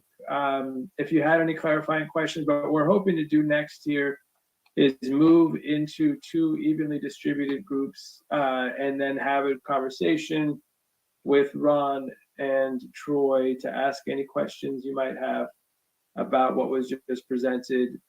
Maybe a quick 15-minute conversation, and then we'll come back so that we can get to the working groups discussion. But before we jump in, Josh, I see your hand raised. So yeah, sorry to no problem. Yeah, further bear of bad news, but Heather, you're right. Granicus, I checked on a few different devices. The audio feed on Granicus is not working. Yeah, so I think you can hear it on Zoom. You can hear and see it on the PCA, and what we'll do is we'll upload the Zoom to Granicus afterwards, so anyone coming back tomorrow or a year from now to reminisce will be able to get it. Thank you, Josh. Got it. Thanks, Josh. Technology. Susan, I see your hand raised again. I'm going to go ahead and unmute you real quick. But just as a reminder, we're going to have public comment section coming up. I wonder if maybe you wanted to report as well on the Granicus. You're welcome to give us a quick update if that's the case. Well, no, I didn't, but I just think it would be useful to have like 3 or 4 minutes of comment about the diagram that you just showed, because I have a comment on that, and it would be helpful for that to be viewed for the members, I think. I understand how you have the meeting structured, but I have a comment about something on the diagram that needs to be reviewed. So if you want me to wait, I'll wait. But that's why, and I can hear everything, by the way. I'm in your Zoom meeting, so just as a check and a member of the public, I can hear everything. Excellent. Thank you, Susan. Yeah, we are unfortunately very short on time, but we will have a section where you will be able to provide input. Okay. I would love to get us into this small group so we can have the conversation and come back. So thank you so much for your patience, though. Thanks. And there definitely will be an opportunity to provide input there as well. Okay, I think the best thing to do here is we're gonna split into 2 groups. I'm gonna ask real quick if there are members that are following along with the live Spanish interpretation, and they'd be able to hear that right now through that channel. If you can please use the raise hand feature by going to the reactions. I'm asking that because we're going to keep you here in this main room, and that's obviously members or participants that are joining so that you can follow along in Spanish. If not, we've gone ahead and evenly distributed members of the GPAC and members of the community. Some of you will stay right here, others will go into another room, and then we're going to have about a 15-minute discussion there. Troy and Ron will lead it. David is going to help take notes in one of the rooms, and Michelle will be here, and then we're going to come back. We could talk real quick about the conversation, but then we'd love to get to the working groups conversation to make sure we have time for that as well. So with that, Eric, are you ready to press the magic button and move folks around? Yes, are we ready to open the breakout rooms? Yes, let's go ahead. Thank you. Okay, here we go.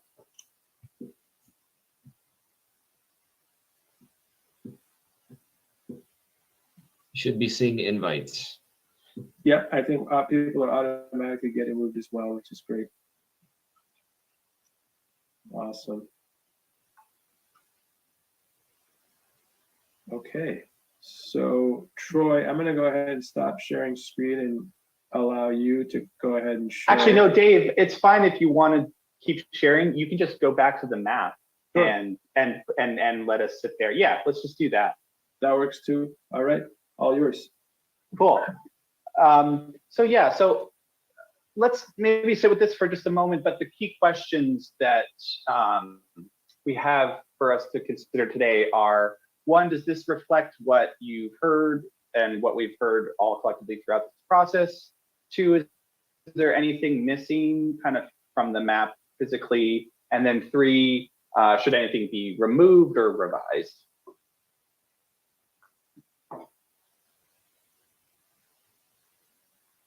Yeah, Taryn, you want to go? Actually, hold on. Sorry, Troy. Oh, just a reminder. Yeah, I can help you.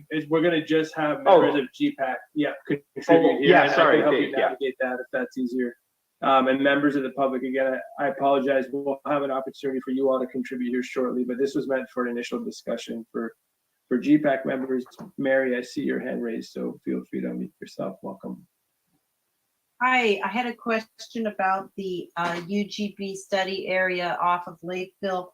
It was marked Eli number. I'm gonna make sure I get this right. It was marked 18. Number 18. Housing near Eli. If I'm not mistaken, I think that's Lakeville. Headed Right. I think it's Lakeville on the south, and then the crossroad going north is that Eli, or sorry, it's the road that comes maybe that's it's the road points that to it. that comes in from the north is I see. Eli. I see. So just a question about, just a little background, and maybe this was something that's been on the previous general plan. How is this area defined as a UGB expansion area? How does that come to be? How does it come in front of us? Heather, do you want to take Yeah, that? I can. So, Mary, in the when the UGB was adopted by the voters, there were 4 areas identified for potential expansion. And so those areas, I believe during the workshop, those areas were kind of thrown out as like, okay, this is what has been talked about in the past, input on those. 2 of them, I believe, were a definite no. There was the input from the community in the workshop was no, no. The one up by the Corona station was, yeah, that makes sense. If we're going to have a station there, that would make sense. And then that one was a little more undecided. And so the 2 that were so definitively, and I think we showed that, if I'm not mistaken, in that areas of discussion, they were like a darker purple, some were darker purple. So it was really taking that input and leaving that one as potential for discussion, whereas the other 2 came off completely. And the time for that kind of discussion will be in the future?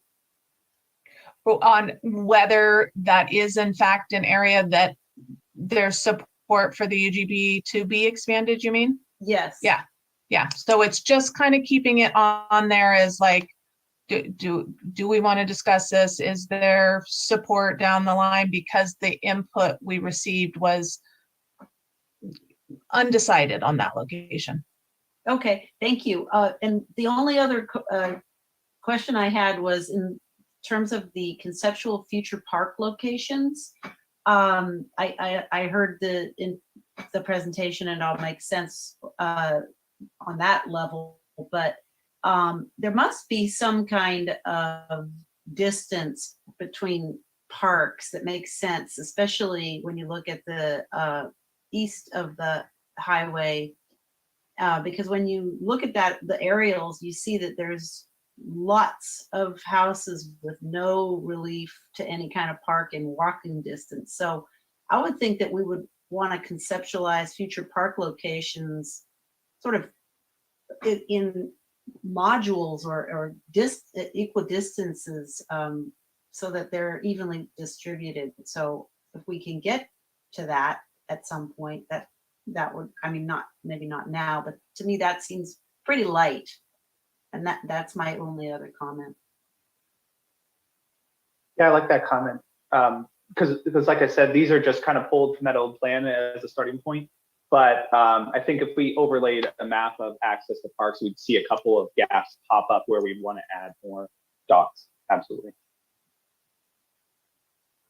And Mary, I think that is also something that came up from the Recreation, Music and Parks Commission, was kind of a comment about when you look at all of the parks, there was an exhibit that showed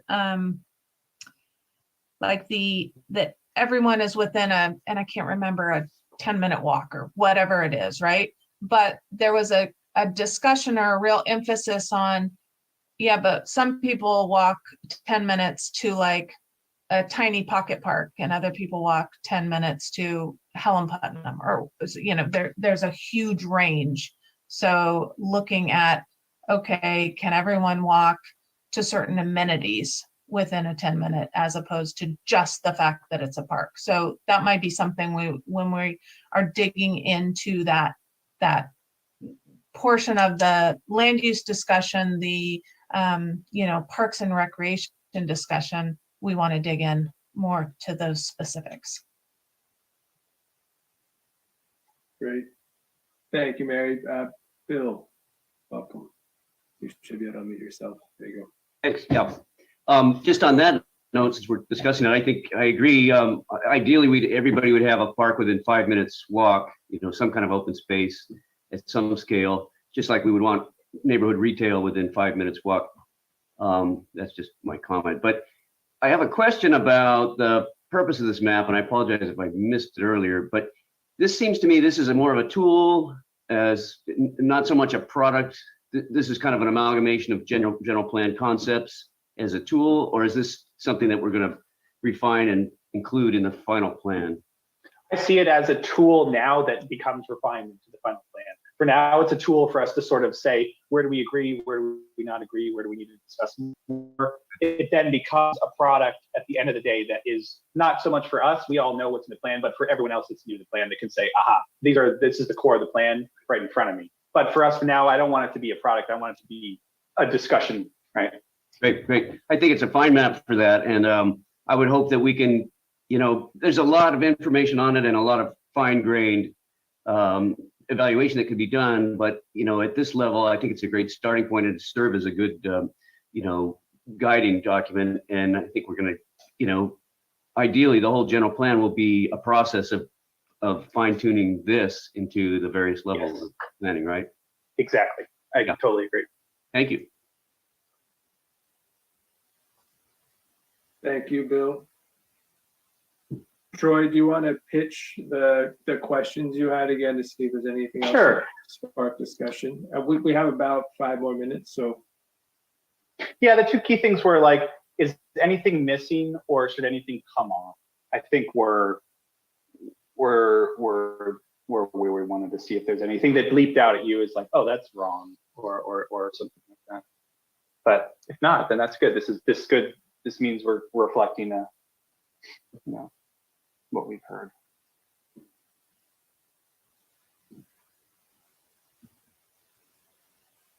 I think Dave left, Yeah. so Phil, yeah, go ahead. Oh, Phil, sorry. you should unmute yourself. Phil, are you able to unmute yourself? There you go. There I am. Thank you. This is great. I guess I'm looking at our two types of retail centers, our big red dot under 21 and our red star under 20. The big retail centers, I imagine we want them to be mixed use someday, maybe include some housing. Correct me if that's not an incorrect assumption. But the small mixed use center, I see, foster info redevelopment mixed use center in key.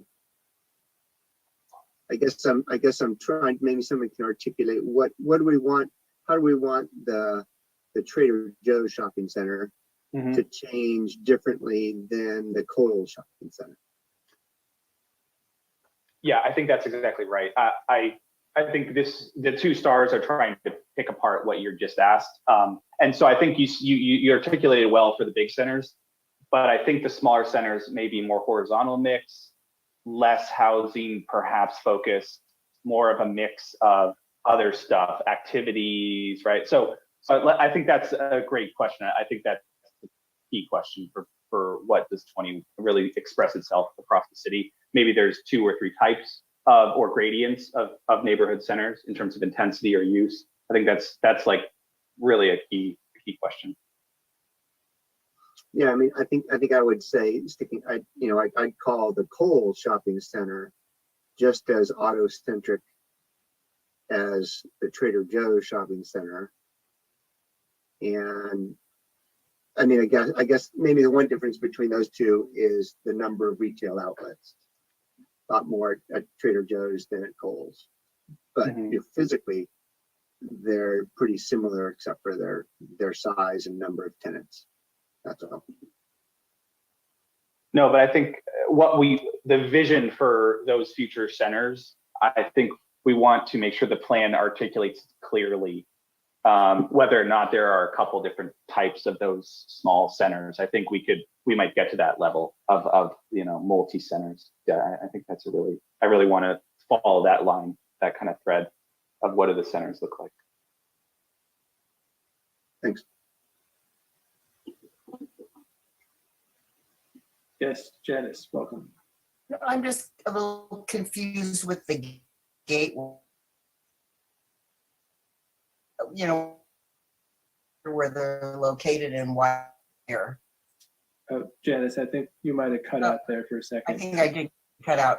It's about the gateways. Gateways? I'm looking at all the gateways, and I'm looking at all the little purple areas, and why are they there?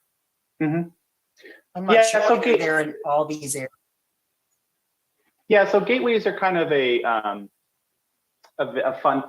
fungible, or I guess I should say kind of fuzzy issue, right? It generally we would like for them to be places where we feel like we're entering the city. So a couple of these locations, like the one on Lakeville, the one on what is that, B Street or E Street, and the one kind of by the Corona station, those are all kind of points where you're entering into the city. The one on East Washington, you come off the highway, you're entering the city. There's not really any sense of entering the city at that point. But I think we should totally discuss if those are the right locations or not. What we want to achieve and what we heard was there's not enough of a sense of entrance into the city. So we should talk if these are not the right places to put them, or maybe there's a couple, like I said, a couple different types of centers. There's a couple different types of gateways. But I think the one that we clearly heard was by Washington coming up the freeway. We heard that in the community workshops, that you just kind of boom, you're off the highway, you're into this kind of mess. And so that was one that we definitely heard. And so I think that's something that we should just talk about as we move forward. If you have ideas for where you think they should be, just throw them out. Hey team, so we have the other group joining us back here now in the main room. Hope you all had a great conversation.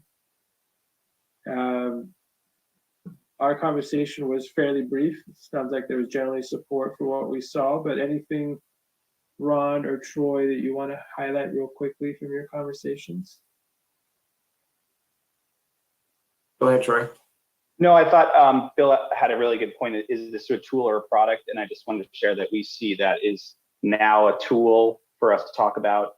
It becomes a product that represents kind of our paired process at the end as we refine it. So that was a kind of a nice way to sum up how we want to use this piece of work. And we got a lot of great, thoughtful comments in a very short period of time. Some just good ideas for how to make some of the concepts clearer on the map.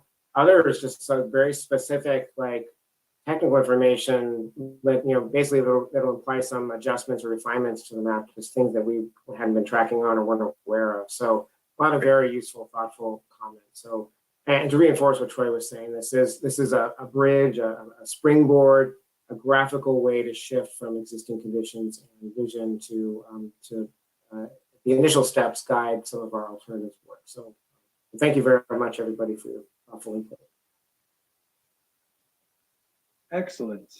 Okay, so with that, we are now going to transition to the working groups discussion, which I know is something that you all have been really interested in diving into, to really kind of get to the topical level of topics that you all are interested in speaking to. So we're going to do a short presentation here and then propose how we envision these groups potentially being broken up based on what we've heard, and get your feedback there. And with time permitting, possibly break up again into small groups, depending on what topic you chose, to have an initial quick conversation if needed, before we kind of talk through next steps, and have an opportunity for public comment again before we talk through next steps and close the meeting around 9. So with that, I'm going to hand it back over to Ron.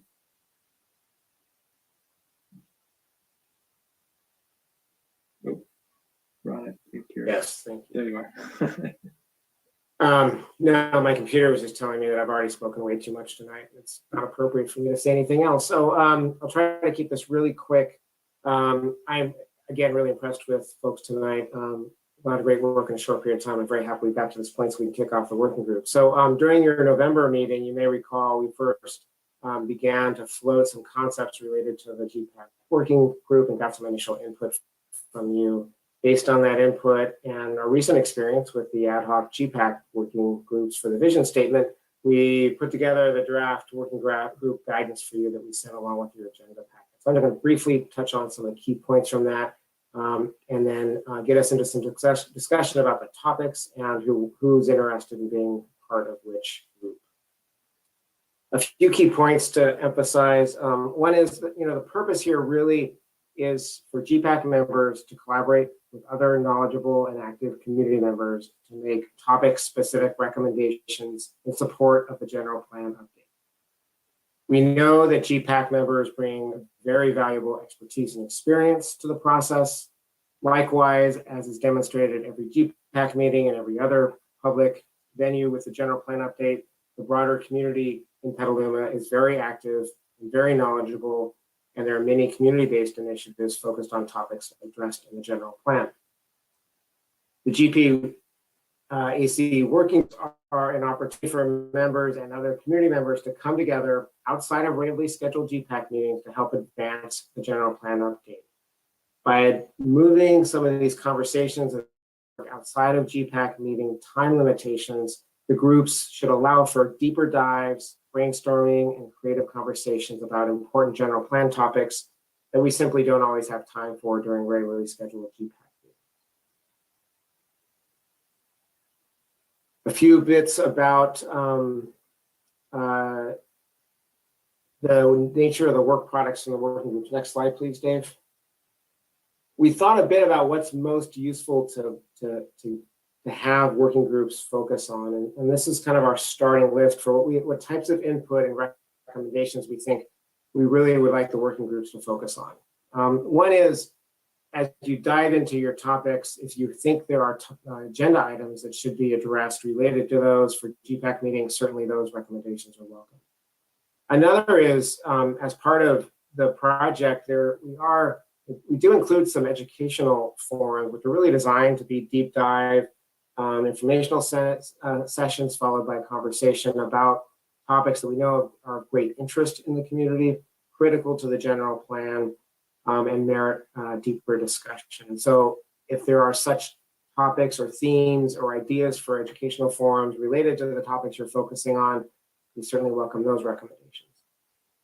Likewise, we're always trying to be very thoughtful about how and when we invite public input relative to where we are in the planning process. And so again, as we move through the planning process and get to points of public engagement, we're going to be very interested, related to the topics you're focusing on, what would be the most important questions to ask the broader community. And then ultimately, when we get to the point after the alternatives phase, getting into policy framework development, and we start to look at get really down to the point of what's going to be in the body of the general plan, the goals, the objectives, the policies, the standards, and the actions. What might those look like in the general plan? So that's ultimately the recommendation we're looking for from the working groups, is really what might be the substance of the general plan at the end of the day. And then finally, and this is a little separate from the general plan update, we often find in planning processes that there's a lot of action that could be taken now. Yes, it should be referenced in a planning document, but sometimes there's no need to wait. And so if there are things like that come out of your conversations, we certainly will welcome those as recommendations as well. We've got a starting list of topics. Next slide, please, Dave. I think this is the same largely list that we showed in November with one addition, economic development. This is a starting point for discussion. We may not end up with all these topics depending on what we think is most important and who's interested in what, but that's part of what we'd like to talk with you about tonight. Next slide, please. A few words about coordination and composition of working groups. These are not required. They're optional and you can participate if you would like to. We do, however, think it would be best for at least 2 GPAC members to be part of each group, one playing a coordinator role, the other a co-coordinator role for those times where the coordinator is not available. We also think people need to be thoughtful about how much time they're committing, and so we'd suggest that maybe you don't get involved in more than 2 groups at the most. We also think this is critical that the GPAC working groups not work in isolation, that they work along with both established city boards, commissions, and committees that are focusing on related topics, as well as community-based groups that are also focusing on that work, so that we're not duplicating any work, and also keeping the GPAC working groups focused on recommendations that are most appropriate for the general plan. And that's kind of a really important point. Finally, these are going to be self-directed, self-coordinated, self-facilitated groups. Staff can, and the planning team can support as needed sometimes, but we do not have the capacity to provide high levels of support with meeting arrangements and facilitation, that sort of thing, that might otherwise be helpful. So we're going to really rely on the GPAC members of each group, the coordinator and co-coordinator, to provide the leadership and coordination required to keep these groups productive. We also ask, because of the tight turnaround between GPAC meetings, that if you do have recommendations, particularly something you think should be on an agenda, please get those to us 2 weeks in advance of a meeting so that we have time to work with you and prepare for that upcoming meeting. Next slide this is totally a guess based on what we've heard from folks in the past. We just as a starting point for thinking about how you all might get organized. This is not by any means obligatory, but based on what you shared with us during listening session, the previous GPAC meetings, we made some initial guesses about where people might settle in by topic. But again, this is what we'd like to hear from you tonight. And so Dave, next slide. We have some questions for you tonight that we're really interested in getting feedback on. One is topics and focus. Really, what do you think are the most important topics to organize around in working groups? And related to that, and very important, how can the work of the working groups complement but not duplicate the work of other work going on in the city? And then the second set of questions are really around composition. Not only who among you would like to be part of different working groups, but who else in the community might be good non-GPAC members to invite to join working groups. And then finally, if you do have any ideas about what level of support would be helpful, if we could, we'd be open to hearing that. Next slide, please, Dave. In the memo that we sent out with your agenda packet, we included kind of a punch list of things that would be helpful for you to do in the next 6 weeks in preparation for the April meeting. But we thought that tonight we might, if we have time, it looks like we might give you a few minutes to get organized and at a minimum leave tonight with some agreement on coordinator and co-coordinator roles, develop some preliminary communication coordination protocols, and at a minimum maybe schedule at least an initial meeting time. So if we have time, we'd like to give you 5 minutes to get organized a bit. But otherwise, in the next 6 weeks, this is kind of what we'd like you to think about and focus on. Building out the working group with non-GPAC members, really defining the focus of the group and niche of the working group relative to everything else going on and specific to the general plan.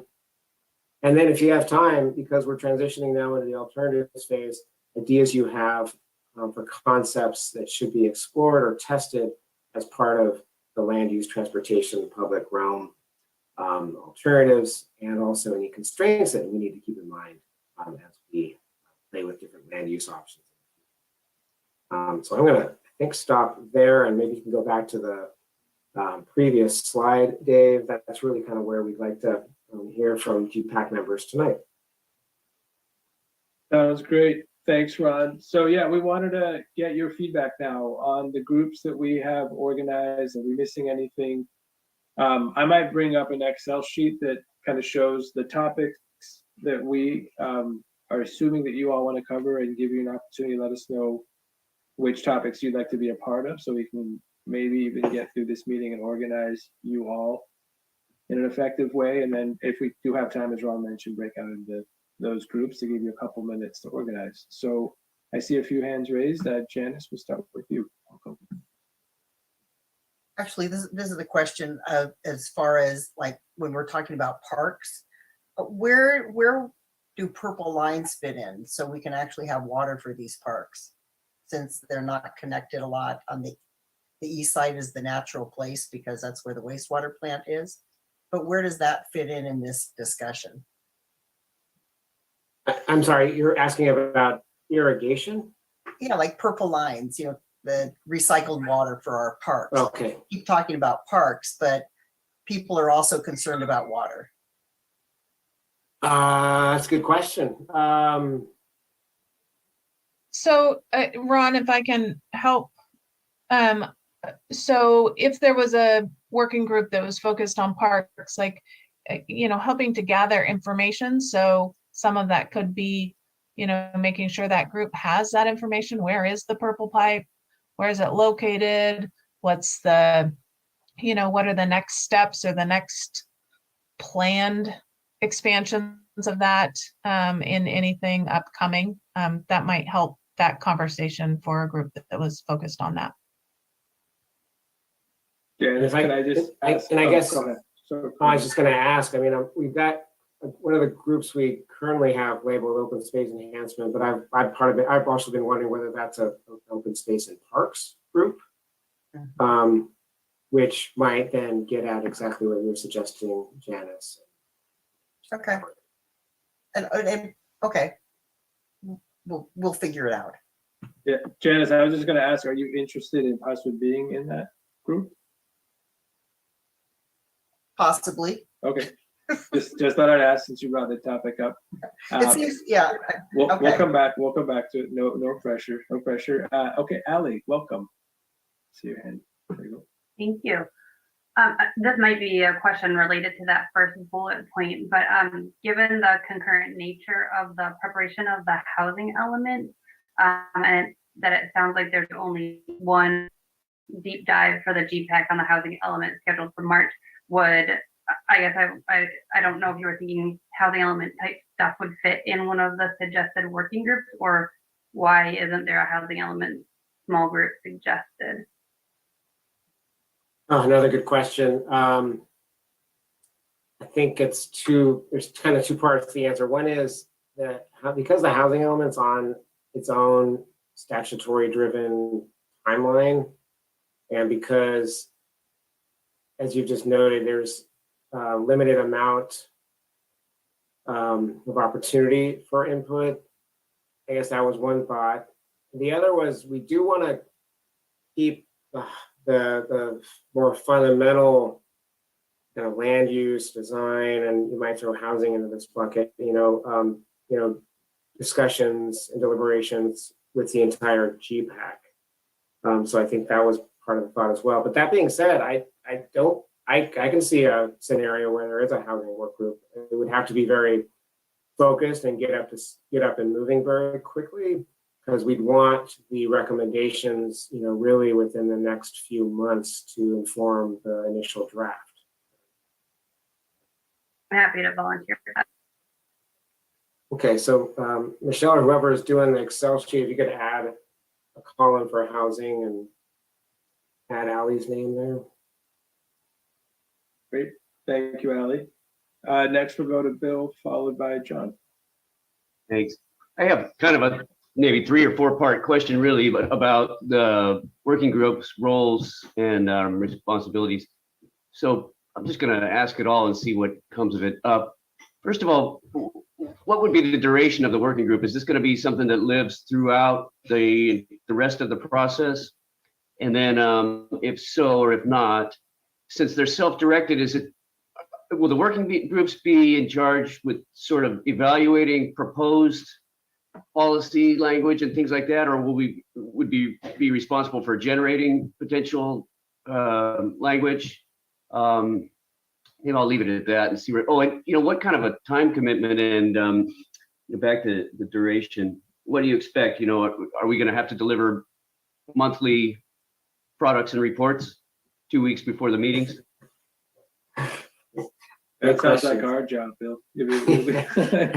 Those are great questions. The beauty of GPAC working groups is that they really can strengthen a process, but the process isn't dependent on it. And so to your latter question, the amount of work and time you want to put into it is really up to you. And the amount of, the amount of input then that comes out of a working group that informs the planning process is a function of that. And that's perfectly fine. We're all very busy people.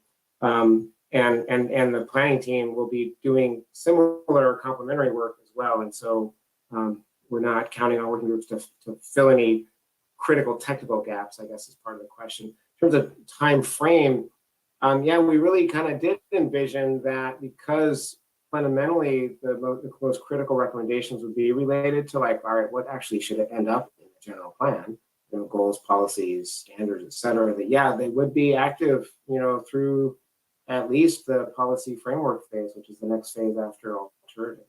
But I like your idea too of like then in the next phase when the admin draft is being developed, they could take the lead on the more detailed review of elements as they're being prepared and drafted. So those are good examples of ways in which the working group could support the plan.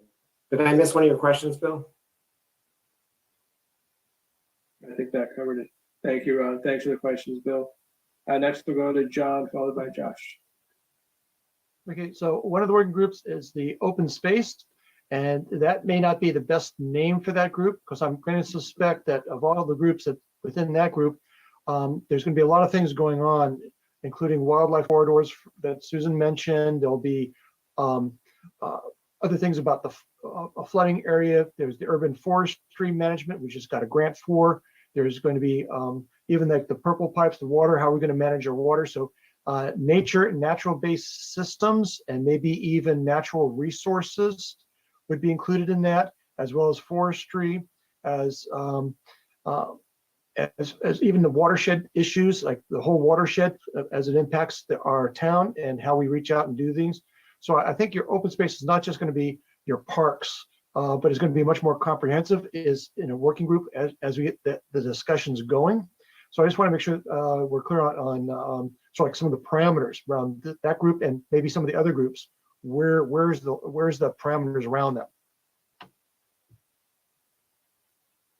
Just quickly, excellent points, John. And you may note that the initial homework assignment was to answer that question. Is identify the subtopics, the critical areas that merit a deeper dive. And I think your original point about really what that working group is all about, I think that was the hardest one for us to define, but I think all of those are ideas. I mean, we've heard so much from the community about open space, habitat preservation, tree canopy in the city. It could really be the group that tackles the hate to use the word integrate or anything that implies the separation between the natural systems and the human systems, but basically like attends to the non-human living systems within and around Petaluma and ensures that they're supported in the general plan. I think that's all fair game for that or a hybrid version of that working group. Great, thanks, John. And I'm guessing you might want to be a part of that group. We'll come back to that. Josh, welcome. Yeah, really appreciate the questions. Gotten some of the clarity that I was looking for out of that. I just wanted to mention that I would be interested in helping out with the economic development working group. Awesome. Thank you, Josh.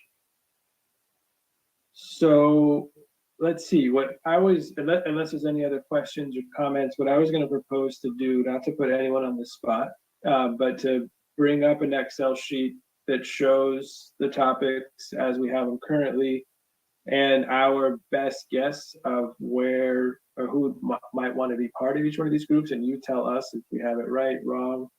If you don't want to be any part of any of the groups at all, that's also an option, as Ron mentioned. So does that sound good, Ron? Did you have any other thoughts there? Do you want to pull that up? Yeah, cool. Okay, so I'm going to stop sharing this screen real quick and bring up this Excel sheet, hopefully. Okay, it's fairly small, but it's the only way to fit everything in. Could you all see that okay? Yeah, great.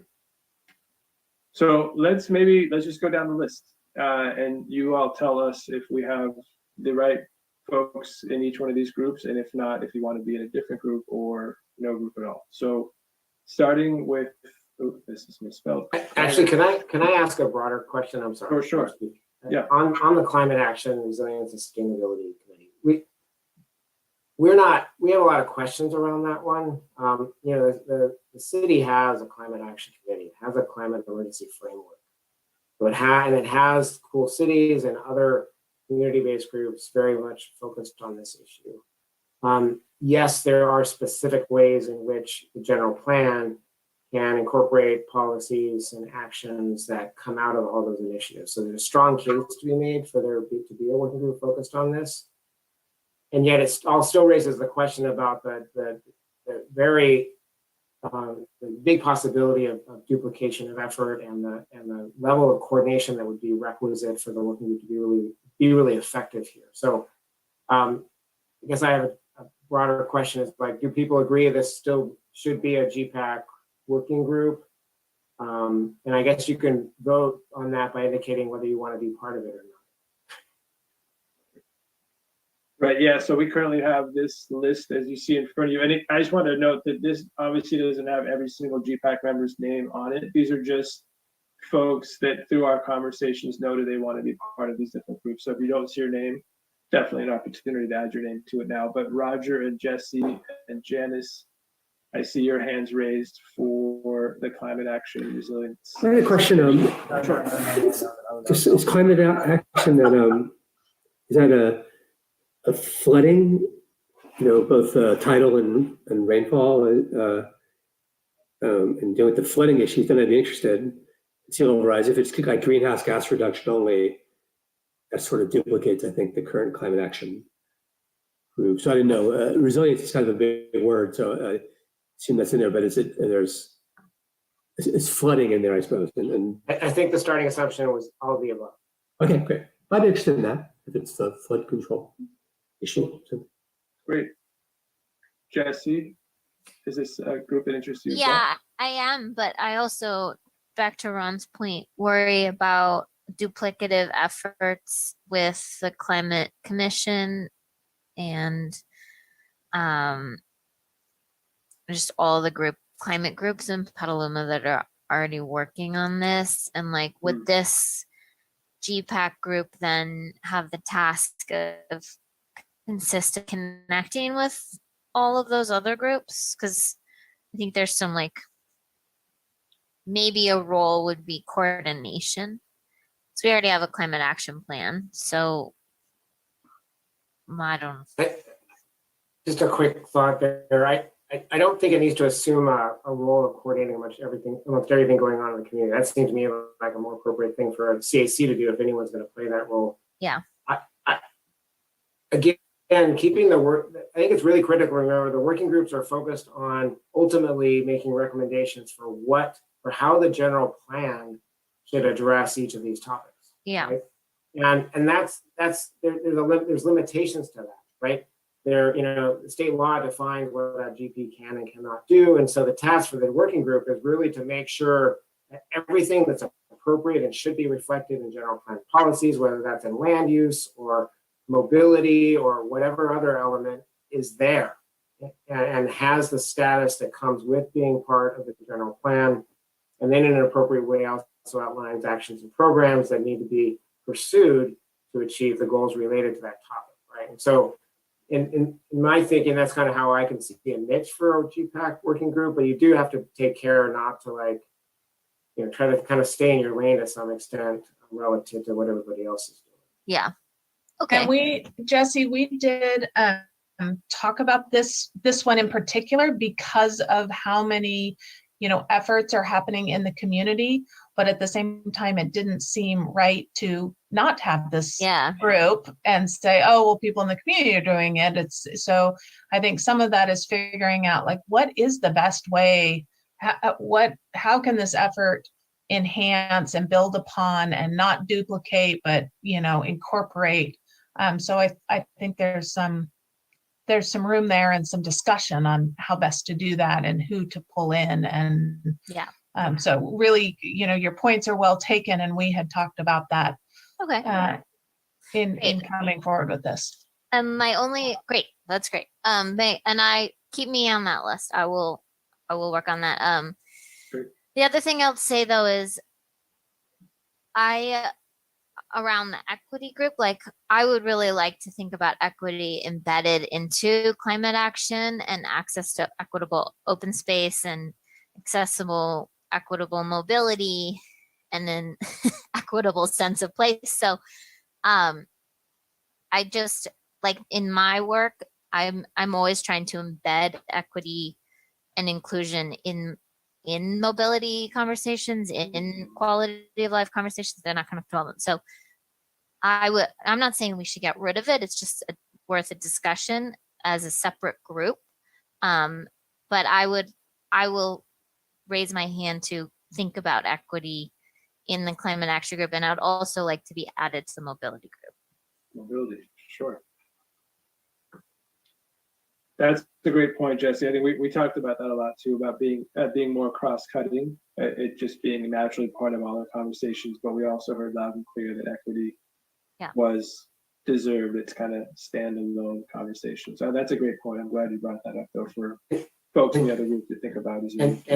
And just quickly, there's a direct connection to what you said and how just as one part of the equity conversation, the environmental justice element for the GP. The statute's really interesting in that it leaves it up to the city to decide whether it's going to have a standalone environmental justice element, or if it integrates into all the other elements, goals, policies, and objectives that advance environmental justice. And so to your point, a great recommendation coming out of this equity working group would be like, what do you think is most appropriate for Petaluma? Leading approach or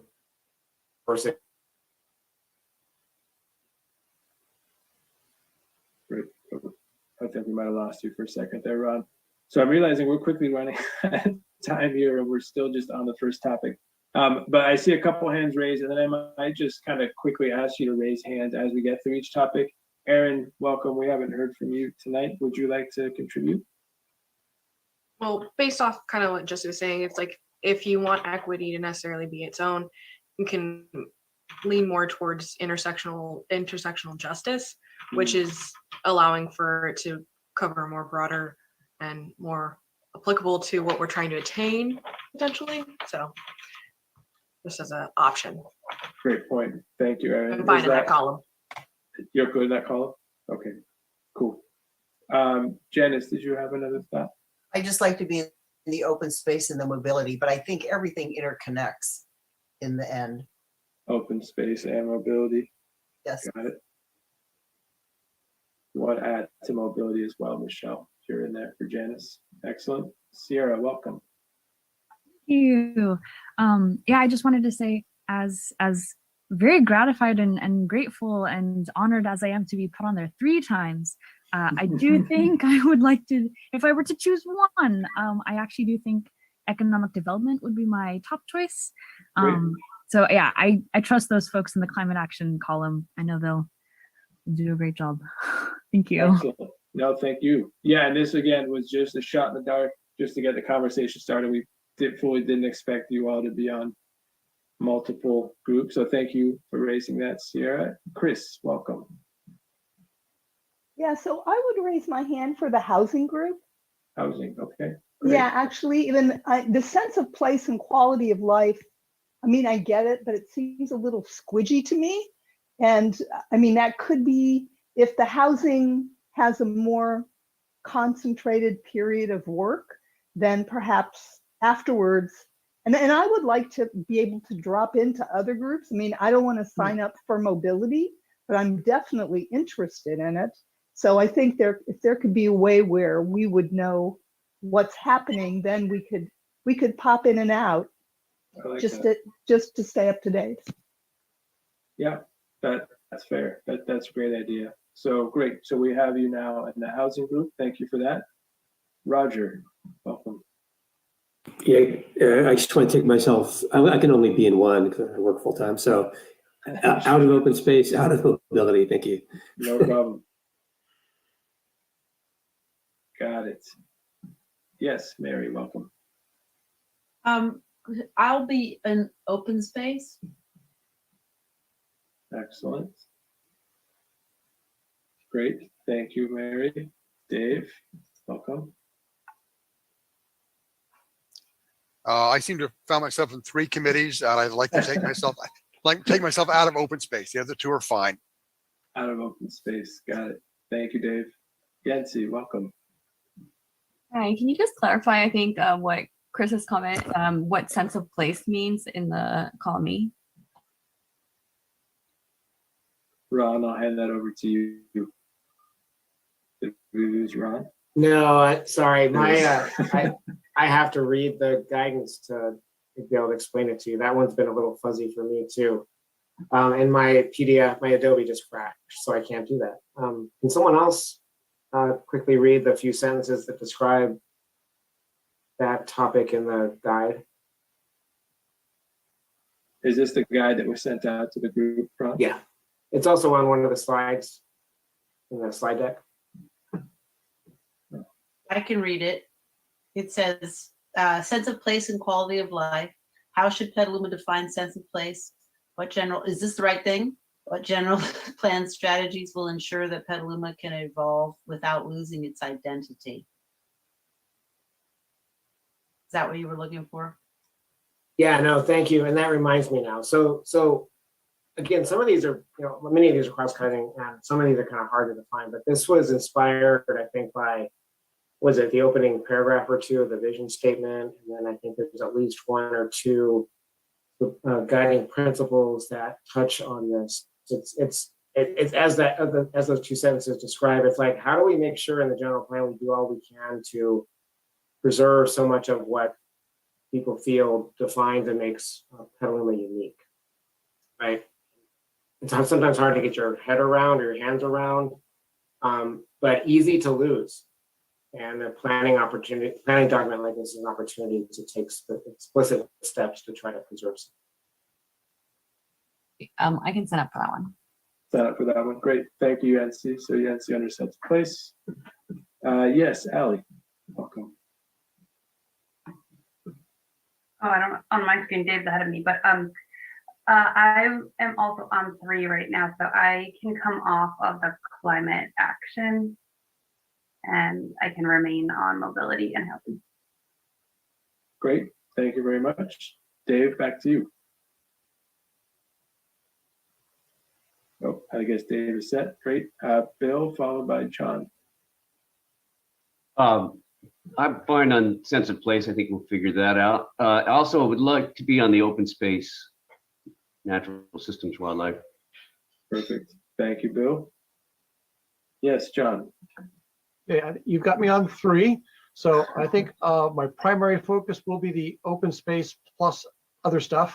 So let's do that as my primary. I'm interested in all of them, but I think I'll just, if I can pop in, like I was said earlier, if I knew what was going on and when they were meeting and the topics, I'd like to pop in on both mobility and climate if I'm going to pop into any of those two. So I'm not sure if my name should be there or if I should just, if I just knew that I'd be coming in and out as needed. Yeah, that sounds good. Yeah, coming in and out makes sense. We'll just leave your name right now in open space. And you can pop into any other one that you'd like to. Thank you, John. Janice, welcome. Just curious, I mean, the discussion on where would it come for the UGB expansions? Is that one of these groups or how does that work when that discussion comes up? I don't think so. Ron, you want to take that? That's kind of a land use bucket that we're gonna, so much of the planning process is all about. It's fundamental to alternatives that'll be all GPAC. Thank you. Great. So I'm just going to throw out a couple names that I see on here that we haven't heard from, or others welcome to chime in as well. But Phil, we have you under sense of place. Does that sound right? Did you want to be someplace else or no place or none of these at all? What's your thought there? And we have you under mobility, it looks like. Either one sound good, look good. Just want to make sure we don't have it on there accidentally. Can you hear me now? Yeah. Yes. Yeah. I think I would prefer to, I'm good with mobility. I would prefer to move from sense of place to equity. Equity, great. Excellent. Let's see, anyone else? Ileana, Delia? I don't think we have you on here. Any interest or anyone else? Yes, Ileana. I think if you can add in equity, but also Equity. the sense of place, please. Excellent. Sense of place and equity for Ileana. Fantastic. Let's see, do we have?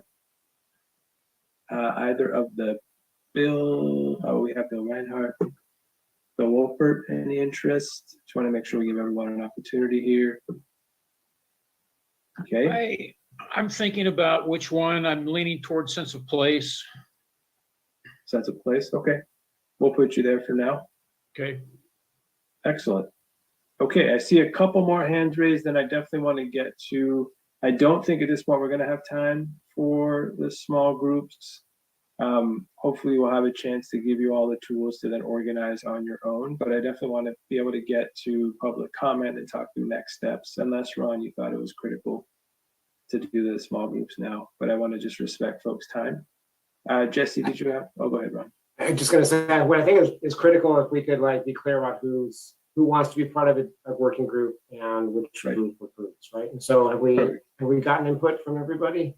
I believe so. Yeah, I was just going to jump to Jesse here, and then the floor is open for anyone. Have we else heard who'd like. from I think Chris, Elia, I think Delia, maybe if sorry. you, yeah. I think everyone else we've heard from, I believe. Jenny, do you have a thought? Go ahead. Oh, sorry, it's Jesse. I was just gonna say, Jesse, sorry. I don't think I can do 3 groups like others. I would love to do all of them, but it looks like equity is pretty covered. So just keep me in climate and mobility for now. Done. Thanks. Thank you. Okay, so this won't be your only opportunity. Obviously, Ron, I'm assuming we'll send this list around to everyone, and if anyone else would like to be part of the group, we'll have that opportunity. But this looks pretty close to as final as we're going to get, I believe, tonight. Sound good? Okay. All right. Thank you so much for going through that exercise. I do think this is a really exciting point. Again, you all, even from the very beginning when we talked with you during your interviews, you all were very kind of diving in already into specific topics you were interested in. So now we're going to get to do that. So excellent. So we'll follow back up on that. And now we're going to go back to public comment before we get some final thoughts from you all and talk quickly through next steps. So thank you all again, members of the public, for sticking with us and for all your input as well. So I'm going to hand it back over to Eric to run public comment. Over to you, Eric. Thanks, Dave. I'm seeing one hand up from Taryn Obaid. Taryn, I've asked you to unmute yourself. You'll need to unmute yourself.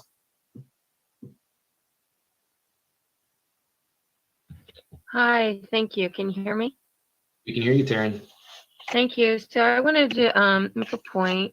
Aaron and Jesse make really good points about a holistic approach. With regard to social equity and environmental justice, again, to move beyond just the blah, blah, blah, talking about things, to really look at the firm facts. Yeah, there are 2 maps that were in your strategic diagram. One shows that you want housing all over the North Petaluma River. And then the second map shows that it's an entire flood zone. So if we could please think about social equity and environmental justice in real terms, in terms of don't build houses where we're going to flood, like in my neighborhood, that is a real flood risk and we still flood all the time. That is no way to live.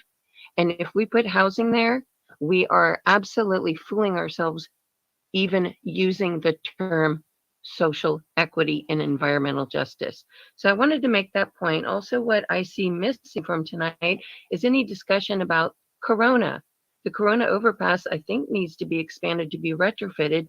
And in multiple workshops where the public was resounding, saying, why don't we build a second city center up there, an uptown, if you will? And I don't see that that's being carried through into this process. And I hope that it stays alive because it's really a smart idea. And that those comments were also about no building in the flood zone all over these public workshops, but section F still is getting carried into housing, housing, housing. Also, City Council just said fiber optic to the home, a public utility owned by Petaluma, needs to be considered in the general plan. And that wasn't represented at all. Thank you very much. Thank you, Taryn. Up next is Susan Kirks. Susan, I've asked you to unmute yourself. You'll need to do the same. Thank you. I would like to make a comment about open space. And this is maybe helpful for the people who were not in our group, our breakout group. I noticed on an Excel spreadsheet, it looked like what was written was expand urban separator path around periphery. And that is the exact opposite of the information I had shared, which is for the information of everyone on the committee. The diagram that you were looking at earlier that shows an urban separator path along the western periphery from Helen Putnam Park moving northward is a carryover from the old general plan that should never have been included in that general plan. It is impossible to create an urban separator path on the properties that are designated there. A lot of it is sensitive habitat that should never have encroachment. And what we had discussed and the general plan administrator in the last general plan would not make the change is that there should be at least a 100-foot separator buffer zone. Better to have a 300 feet separator or buffer zone similar to what's on the eastern edge of Petaluma, where there is an urban separator. And there just wasn't a level of awareness or consciousness on the part of the city at that time to understand that. So I'm respectfully again asking that that urban separator path, which could never be implemented, be removed. And instead, if you want to make that the urban separator, which is what we all wanted in the last general plan and have the biological studies to prove that, that would be a very good thing to do. And I hope to participate with the open space group. That's my jam. Thank you. Thank you, Susan. Up next, we have a phone number calling in. I'll ask you to unmute yourself and ask that you state your name for the record. You'll need to unmute yourself on your end as well. Hello. I had originally called up because I couldn't hear you on my computer, so I called up on the phone, and that worked reasonably well. I was calling basically that it's been 40 years that a friend of mine asked me to go out and check on a very dear friend of theirs who was disabled, elderly, and with limited income, who was living in the Leisure Lake mobile home park. And I was asked to go by and see whether or not this person had food, whether they could get in or out. It was a flood time. And the flood was halfway up, it was basically almost up to my waist. This person couldn't get in or out. And I walked in through the water, couldn't see what was underneath and where I was walking. And basically made sure they were all right. The flood water was right up to the bottom of the baseboards on their mobile home. But what occurred to me over the years is what kind of a society would allow them to build mobile home parks or housing in the flood areas? I just can't understand why we continue to do that. And we know that we're going to have the global warming, the ocean's going to rise, 3 feet, 4 feet? Look at it at king tide. And look what happens. And there's one glacier that may slide off and raise it 3 feet all by itself in the next couple of years. Why would we be building in a flood area? Why don't we put a requirement that there be a minimum of so many feet above sea level before we allow anybody? And what we end up doing, of course, is we build houses that people are willing to be flooded once a decade, and then maybe once every 5 or 4 years. And the people who end up there are the most vulnerable, the least economically equitable in our society. So we end up building houses that will eventually be people. I do apologize. I muted you. You did go over our 2-minute time frame, and that would conclude your comment. We do appreciate your comment. And that appears to be our last public comment. I'll pass it back to Dave. Excellent. Thank you all again for spending the evening with us. I'm trying to, okay, here we go. So this is our opportunity for any final thoughts from you all. I know you've had us talking a bunch. You all had a chance to contribute, but any final thoughts before we wrap up this evening a little bit over time? John, yes, welcome. Okay, just as a note, we have just notified that we are going to get a grant for urban forestry management that through the city. Hopefully you'll hear soon. It's a very large grant and help us out there. And second thing, there is a big planting, save April 9th. Please join me and others and Relief and the city planting 150 trees on the 150th anniversary of Arbor Day in Weissman Park on April 9th. It's going to happen in 4 hours. We're going to plant 150 trees. So we need 200 people. So I'd like folks to put that on their calendar now. Thank you. Excellent. Great plug, John. Yes, Jesse, welcome.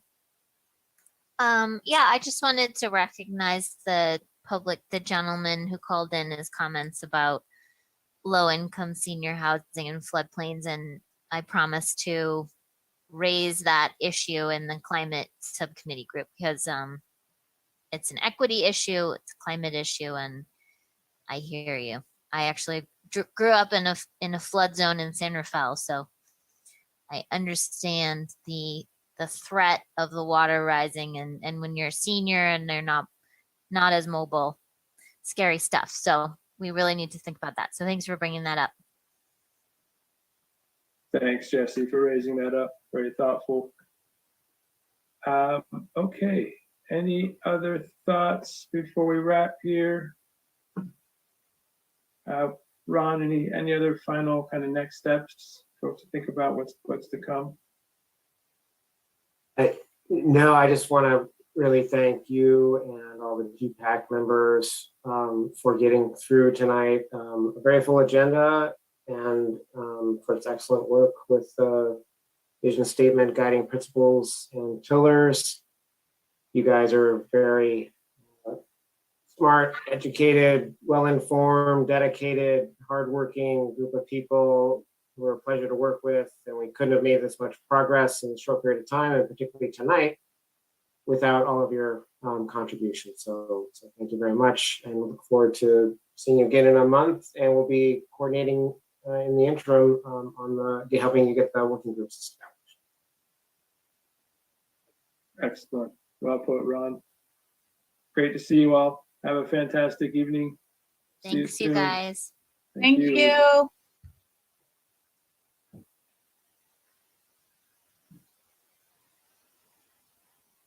Recording stopped.